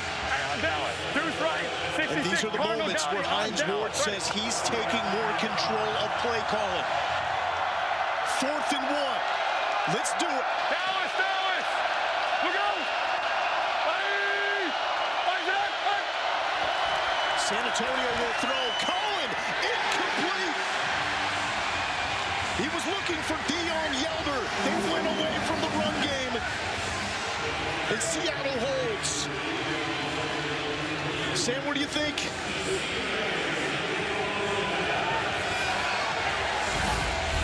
I like the call. Yelder played in the Super Bowl, 1-1 with the Chiefs. He's a great player. They couldn't get it running it last time around. I like the call. There was some contact. That says a lot, though, about the state of the offensive line in the running game. If you've got those running backs that you drafted early and you don't use them in that situation. Well, Hans Ward said you have to know your personnel. And last week, he realized that they couldn't get the ball in from the 1-yard line running the ball. So now you have to know your personnel and pass the ball. It's closing time now for Morgan Ellison. San Antonio uses one of their remaining 3 timeouts, so they got 2 left here with 1:51 on the clock.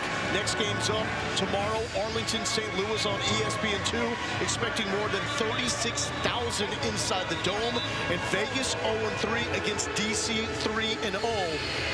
Intriguing matchup, Sam. That Arlington St. Louis is going to be interesting, specifically because both those teams try to find out who is for real. 2-1, some close games. 61 on 2, ready. Yep. An undefeated DC. And Vegas just fired their offensive coordinator, so there's a lot of moving parts going on in the XFL. Seattle's going to win this game with defense. Well, they were a team that came into this season as a co-favorites in the XFL.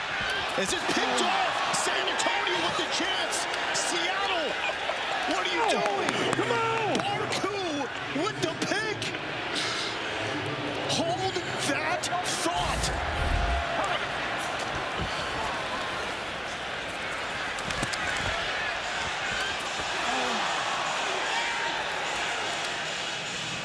DiNucci leads XFL quarterbacks in turnovers. Can't have it.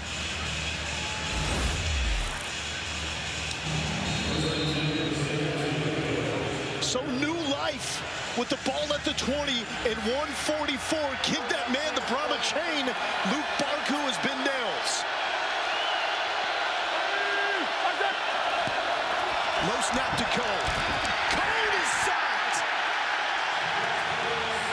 Tuzar Skipper again in the backfield. Tuzar Skipper. Part A, 66, it's just his hands, and he understands the moment.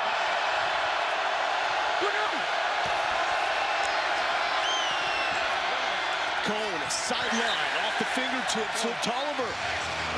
Chris Payton-Jones with the defense. Trips left. Hey, well, I've got Luke down here. Take us on the field. What'd you see on that pick to keep your team alive? We was in cover 3. Coach been telling us all day to clear to receiver. I was in great position. I was just able to make a play on the ball, so I'm glad I was able to get that done. Well, NFL on the line for Luke Barku, according to his head coach Hines Ward. Game on the line here. 3rd and 15 for the Brahmas. Inside pressure, Cohen on the run to Patrick. Patrick, first down. The clock will stop inside 2 minutes until the football is reset. 66. College rules in play. Look at him. Cohen looking sideline. There was contact there with Toivonen and Payton-Jones. No flag. All right, here we go. We got Diamond right, 72 XY Maestro. Diamond right, 72 XY Maestro. 72 on Dallas, ready. You good? Maestro. Hey, Dallas. We go. Offsides, free play for Cone. Throws it away.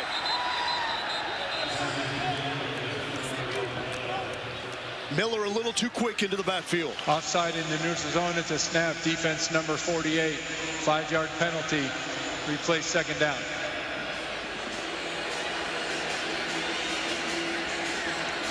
Now Dallas is that dummy call. You can do it when the clock is stopped. You can't do it when the clock is running. That's something for Sharice Miller to note next time around.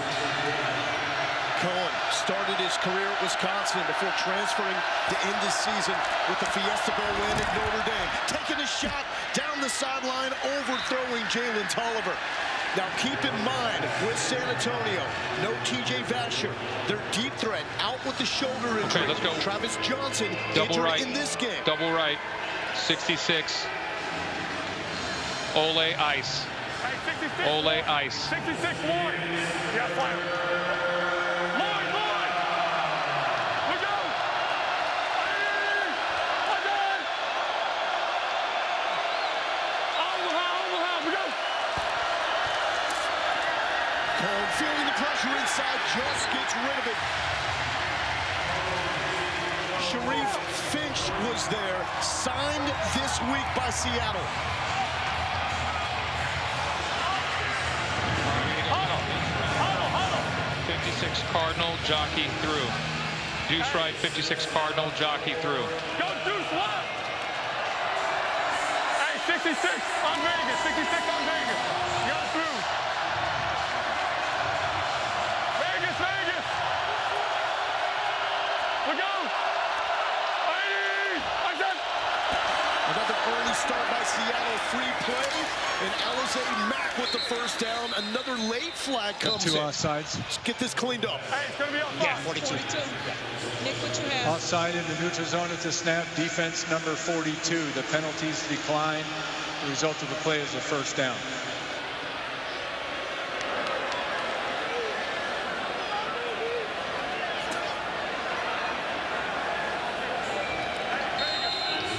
First down for San Antonio. Vegas, we'll go.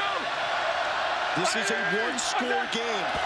Touchdown and three-point conversion will tie it. Cohen backside pressure just eludes the sack. You can feel how close these edge rushers and interior rushers are. But the issue is you start to get tired. Great rush by Nico Lelos on the inside, just pushing the pocket back and then escaping. That was beautiful. But it's reduced rosters. You're getting close. You have to find that second gear inside of you at a critical moment. Fourth quarter, 36 seconds left. This is exactly why you play the game. In the NFL, you got no shot. Down by 9 with 36 seconds left. XFL, we do things different. Over the middle, 2+ territory is Fred Brown. Still life for the Brahmas. Seconds left. Antonio, the second of the half. 30 seconds. How do you feel ruling on the field is the runner is short of the line to gain. San Antonio, knowing 28 seconds left. That's the right call on 3rd and 1. If it's first down and the sticks move, it's questionable. Hey, on Dallas. Hey, left. 65 on Dallas. Both teams have used their challenges. So you have to remember, on Dallas, it's a dummy call. The clock is stopped, so defense has to know. Forget, you can't hear what the offense is saying. Watch the ball. Period. The clock is stopped. They can do a hard count. Seattle has jumped early twice on this drive. Cole, right before he's hit, incomplete. It's going to set up 4th and ball game. Hit by Chris Smith, who was signed this week. Former 5th-round pick by the Jags, played 8 years in the NFL. 21.5 sacks at his time at Arkansas. Signed 2 days ago. Welcome to the XFL, buddy.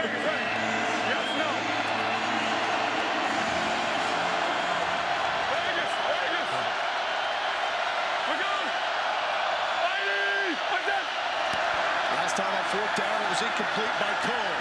This time to Balaj, again, incomplete. No flags. And for the second time in the last few minutes, San Antonio goes through the air on 4th and short. And that's newly signed Chris Smith, 31 years old. What's great about that rush is that there was no avoiding anyone. Went right down the middle of the offensive guard, then released. 5th-round pick by the Jags in 2014. Has been in the NFL all the way from then till 2021.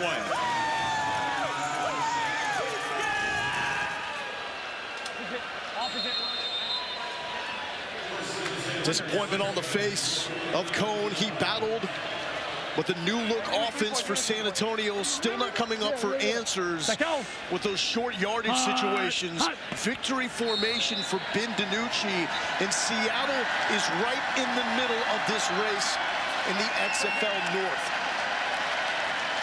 They moved to 2-2. Preseason favorites. After the 1-2 start, they dropped down. They had the 5th best odds to win the XFL. You could pick them up at plus 750 coming into this game. Stand to make a lot of money if Seattle stays hot. All right, keep rolling. You guys play your ass off. Love that respect between Jim Haslett, former defensive coordinator for the Steelers, while Hines Ward was there. T-Mac. Thanks so much. Coach, you just went directly up to your quarterback. What did you tell him? Well, the throw he made was bullcrap. So he's a better football player than that play there. That's all. 4 weeks in the XFL, you guys have been down to the wire in every single game. Why the last 2 weeks have you been able to come out with a victory? Well, you know what? This team we played, you got to give them credit. They play hard. They're the hardest playing team in the league, and we had to match that in intensity and try to do things right. First half we didn't. Second half we did. So, you know, I feel like we should be 4-0. We're 2-2. We just got to fight our way back. And next week will be a great game. 2 4th and shorts that your defense came up with big stops. What did you see in those moments from them? Well, I thought the first time that I saw it, we got a rush every snap. We had some pressure on the quarterback, and the guys covered. We played a lot of man today, and they did a great job. What will you tell your offense that they can learn from this game? Well, there's a lot of things they can learn from this game by making better decisions with the ball. We had opportunities. We went up and down the field, and then we just couldn't, you know, we got stalled in areas. But I just think that we can put more points on the board than this. Appreciate your time. Coach Fitzy? Thank you, T-Mac. DiNucci. All right, that last pick. Take me on the field. Looked like you had Pearson in the short flat. You went deep. What did you see? Yeah, we called 4 verts. Was expecting the run. I tried to keep the defense in it a little bit. Completely kidding. That's a mental error on my part. I got to throw it out of bounds. Just give the receiver a chance. Learn to live another play. It's bad play by me. As far as your overall team right now you're 2-2. You stacked a couple of wins. What have you figured out about this particular group? A lot of guys can play ball. 2 really close games the first week. Found a way to win the last 2 weeks. We're hitting our stride at the right time every week. Just got to keep progressing, put one foot in front of the other, stay on the field on 3rd downs, and convert and score some points when we get in the red zone. Can't settle for field goals. Every one of these games is, as you can see, has been pretty close for the last few weeks. So there's a few plays every game that make the game, and we've been able to make them the past few games. Personally, how much have you evolved, especially now getting more of a foothold with this June Jones offense? Yeah, I mean, shoot, man, it's been 3.5 years since I've started a game and been able to be the guy. So I understood it was going to take me a little bit to kind of get into a rhythm. I feel really good now about where we're at, just in terms of an offense in general. I'm one of 11. These guys are heck of players. Makes my job really easy. All I got to do is get the ball out, watch Josh Gordon, Jakor, some of these guys go make plays. So we're trying to get better every single week. Got a short week again. Be back up here Thursday night and be ready to roll. You're going back and then coming back. How do you handle that short trip? A lot of sleep, try to get your legs back. Luckily, my O-line did a good job tonight. Didn't get touched much, so shouldn't need much in the terms of treatment. But we got to recover, get back to Dallas, and have a few walkthroughs. Not going to be able to practice, and get ready to have a good one Thursday night against the Roughnecks. Get some rest. Appreciate it, guys. Yep. T-Mac. Thank you. Here with linebacker Tuzar Skipper with the big strip sack at the end of the game. Yeah. Take me through that play. You know, it was just one of those moments where you got to have it. I believe it was 2nd or 3rd down. And, you know, as a D lineman, that's money down. You know, that's what we want, 3rd and long. And, you know, just to get after a quarterback and one of those situations where I was feeling it and, you know, and got the play that we wanted. What are you most proud of that your defense did all night long? I'm proud that our defense stayed together. We bend, but we did not break. There was a couple explosive plays, but other than that, like I said, our defense, we bend, but we didn't break. And, you know, I'm very proud of defense for holding it together, and we got walked away with the W. What have been the keys to getting those 4th and short stops twice in a row? the keys is just, bow up and, and make a play. That's what coach want us to do. Individually, you just got to bow up, and as a collective whole, you just got to bow up and, hope we make a play together. How have you guys focused on situational type football, especially at the end of the game, because you've played in so many close games? You know what? Believe it or not, we have our defensive coordinator came from Green Bay. He was there with, Clay Matthews, Aaron Rodgers, and he keeps saying that every day, 2-minute drill is very important. So we work that every day at practice, believe it or not, 2-minute drill. So why do you think you guys have come out victorious the last 2 weeks? I believe because we take those 2-minute drills very serious, attention to details, and, speaking of gotta have it moments, those 2-minute drills that gotta have it moments. Every win matters. What does it mean to you to get a win? It means a lot. We start off 0-1, then we went 0-2. We heard a lot around the league that we got the best defense, the best offense, number one defense, but we went 0-2. So that to us was a little unsettling. So we just came out 2 weeks in a row, and we just got to win here on out. With this is an opportunity league, and you said you want to do this in the NFL. What do moments like this give you for your future? Man, it just gives you all the confidence in the world, to be honest with you, because you go out here on a Saturday. It's not college. We know it's not college, but you go out here on a Saturday and you dominate. That just gives you all, the boost and, whatever you need to know that you're going to do this on a Sunday, to believe it or not. Appreciate your time. Thank you so much. Flo, we'll send it back up to you.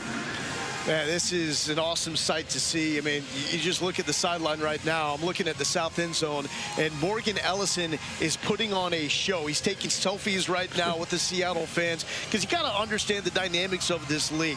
The hub is in Arlington, so that's where all the practices happen. That's where the teams live. That's where they stay. Then they load up on a charter together, and they head to their home cities, and they spend a couple of days there and get the opportunity to come out and put on a show for the fans. Ellison is hamming it up. He's signing autographs, taking selfies. He's one of those guys that these young fans, they're going to look back on this in 5 years and they're going to go, remember when Morgan Ellison played for the Seattle Sea Dragons? Now he's playing for the Seahawks in the NFL, a team like that. These are the future stars trying to get back. And some of the fans are surprised. We did a game a few weeks ago. They said, wait, the players don't live here? No, they don't. They stay in Arlington at the hub where you have top-level nutrition, top-level training, top-level coaching. Everything is top of the line, and it's all standardized. That's part of the benefit of being in the XFL. So when players do get a chance to come and interact with the fans and meet the fans, they take advantage of every opportunity. Yes, they have another game here on Thursday, but they're flying back tonight on the same plane with the San Antonio Brahmas. Seattle has to be feeling pretty good about where they stand overall at 2-2. The North is tough with St. Louis and DC still undefeated. But if you're Seattle, you look at the way these games have gone. You had the ball with a chance to take the lead in the final moments of the game in the opener on the road at DC, but you have a fumble on a speed option. St. Louis, that was another situation where you had them on the ropes, but the Battlehawks end up mounting a late drive to get the game-winning field goal. But now you've turned a corner with that miraculous throw from DiNucci to Gordon last week, and the defense really flexing. This could be a popular pick in Vegas for the second half of the season. It could be, but the one frustrating part, if you're Coach Haslett, or if you're a Sea Dragons fan, you're saying, man, those turnovers are really, really dangerous. They put us in a precarious position. And so, great offense. Defense has played great. They've bowed up. But you get concerned still about those turnovers. We talk so much about the June Jones passing offense. Meanwhile, Morgan Ellison is a dude at running back, and he's standing by with Fitz. Hey, Morgan, you guys are starting to come together. How's it feel right now, especially starting 0-2, now 2-2? It feels great. It just, feels amazing coming together. I think we got a taste of the first win last week, and now it's time to build on that. And, I think this offense and defense coming together is going to be something hard to stop. Watching you right now with these fans, it looks like you could play another 60. What's this feel like for you? When you're just at home not playing for, a year or two, you appreciate every moment coming out here. So I'm so blessed and so grateful for this opportunity.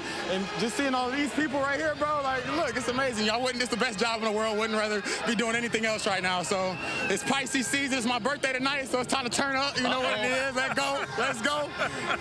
Hey, before Trinity Lou's birthday, boy, You know, you're looking to go from 54 to 50, the 53rd guy, as Dwayne Johnson and Danny Garcia have talked about. So when you have this opportunity to not just be with the fans, but go out there and show what you can still do, what's that mean?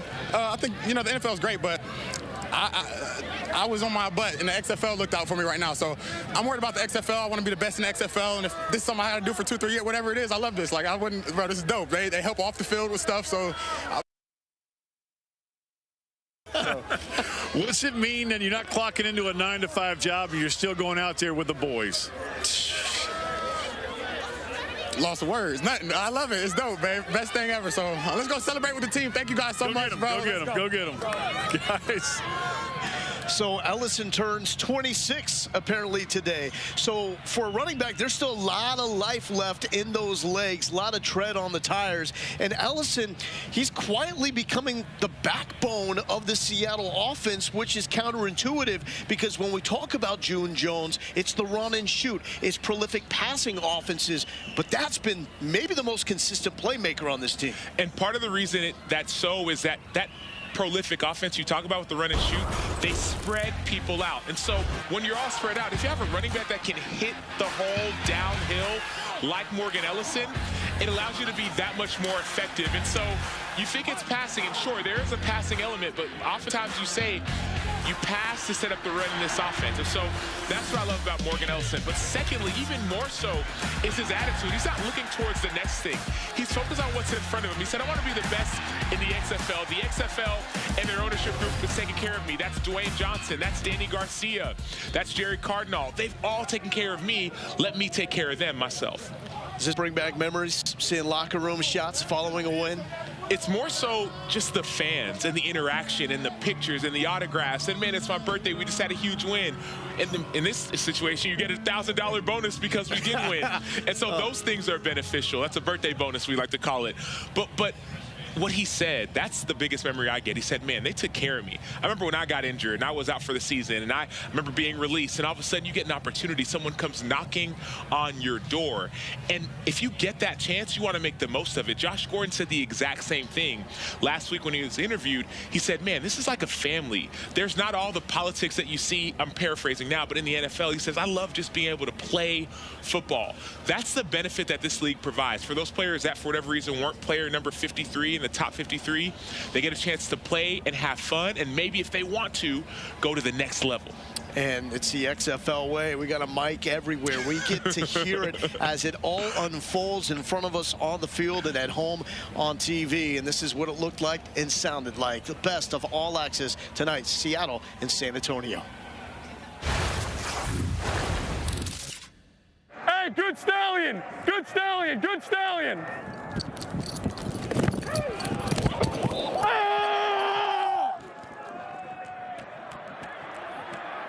What'd she do? It fell in my chest. I couldn't breathe. I lost the win. That was it. I lost the win.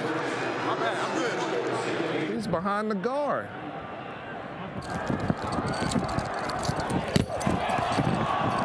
Hey! Hey! Hey! I need it! I need it! Yeah, I'm going to kill you. Good job. Good job, man. All right, keep rolling. You guys play your ass off.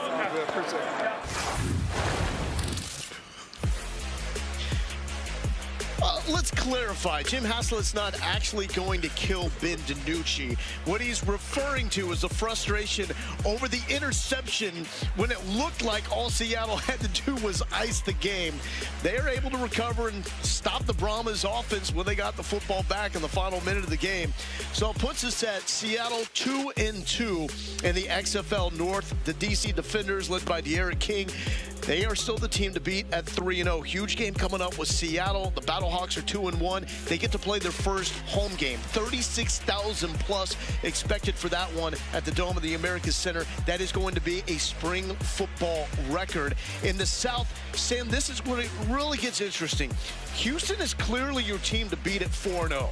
Orlando is really struggling at 0-4, showing little signs of life. Then you've got Arlington and San Antonio. The Brahmas are at 1-3 right now.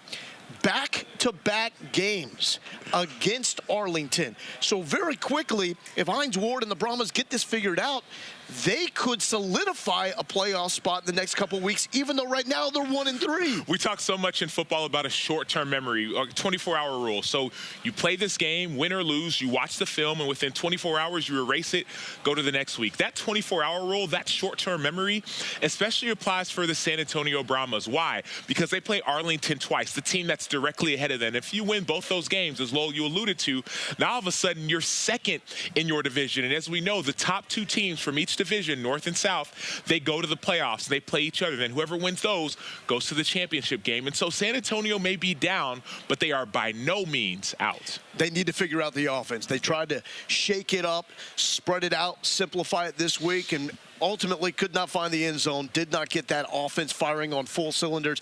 We'll talk about that coming up later in the show. But man, Seattle, it's all about the birthday celebration for Morgan Ellison and his guys as Seattle wins back-to-back games. Celebration ensue. Have at it, gentlemen. 15-6, Sea Dragons winners.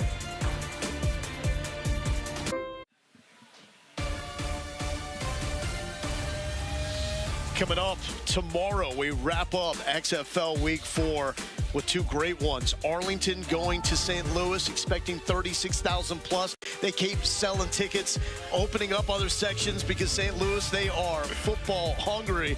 And then the nightcap on ESPN2 at 7 Eastern. It's Vegas taking on DC. So DC trying to keep pace with Houston as the two undefeated teams in the XFL. For the San Antonio Brahmas, they fall to 1-3. We talked to Jaime Elizondo, the offensive coordinator, coming into this game with Hines Ward as well. And the big point of emphasis was trying to open up the offense to give the running backs more room to run. But twice with the game on the line, 4th and 1, San Antonio goes away from the running game, and they end up falling short with incomplete passes. I love the game plan. It was a different game plan than we expected, or at least that Seattle expected. It was effective. The issue with this team right now is big-time moments. Big-time players make big-time plays in big-time games. This team right now hasn't been able to make the plays in big-time moments. Last week, you got to score from the 1-yard line. 1, 2, 3, 4 different times you don't do it. And this week, 4th and 1, 4th quarter, a minute left. What are you going to do? Can't get it done. That's all that this team needs to overcome. It's a big deal, but it's one thing. That's the difference. Here's Hines Ward after the game. Focus on. We take the top two. We take the top two in our division right now. So we got Arlington back-to-back for 2 weeks. I just want everybody to focus in on those two games. Just Arlington, but we got them back-to-back. Our sole mission is to get this thing right. We will get it right. It starts with me. I'm going to make some changes. We're going to get it right. Defense, y'all did what y'all had to do. I appreciate the effort. Y'all played a good offense, man, and y'all got it into their tail. Offensively, wasn't good enough. Wasn't good enough. We're still going to find, search, and do. And the defense absolutely did their part. Great to see Luke Barku making the most of his moment. He went up against Josh Gordon. It was a great one-on-one battle. Hines Ward told him, if you shut him down, you're going to the NFL. How do you think he did overall with that matchup? He was outstanding. And we heard him in some of the breaks even talking about the potential for an interception. He said, I'm going to go pick one. I'm going to pick one. And at the most critical point of the game, he went and he got himself one. And so not only did he shut down Josh Gordon, but he understood the game plan and said, man, this team will give us the ball. I will take it. They can build on that moving forward. Seattle has some magic yet again. They had the unbelievable comeback on a 4th and 2 last week against Vegas to get the first win of the season, and now they are rolling. The defense was excellent. They got enough offense to get it done. Now moving to 2-2 on the season, taking down San Antonio 15-6. For Sam and the rest of our crew, I'm Lowell Galindo. Thank you so much for watching XFL Week 4.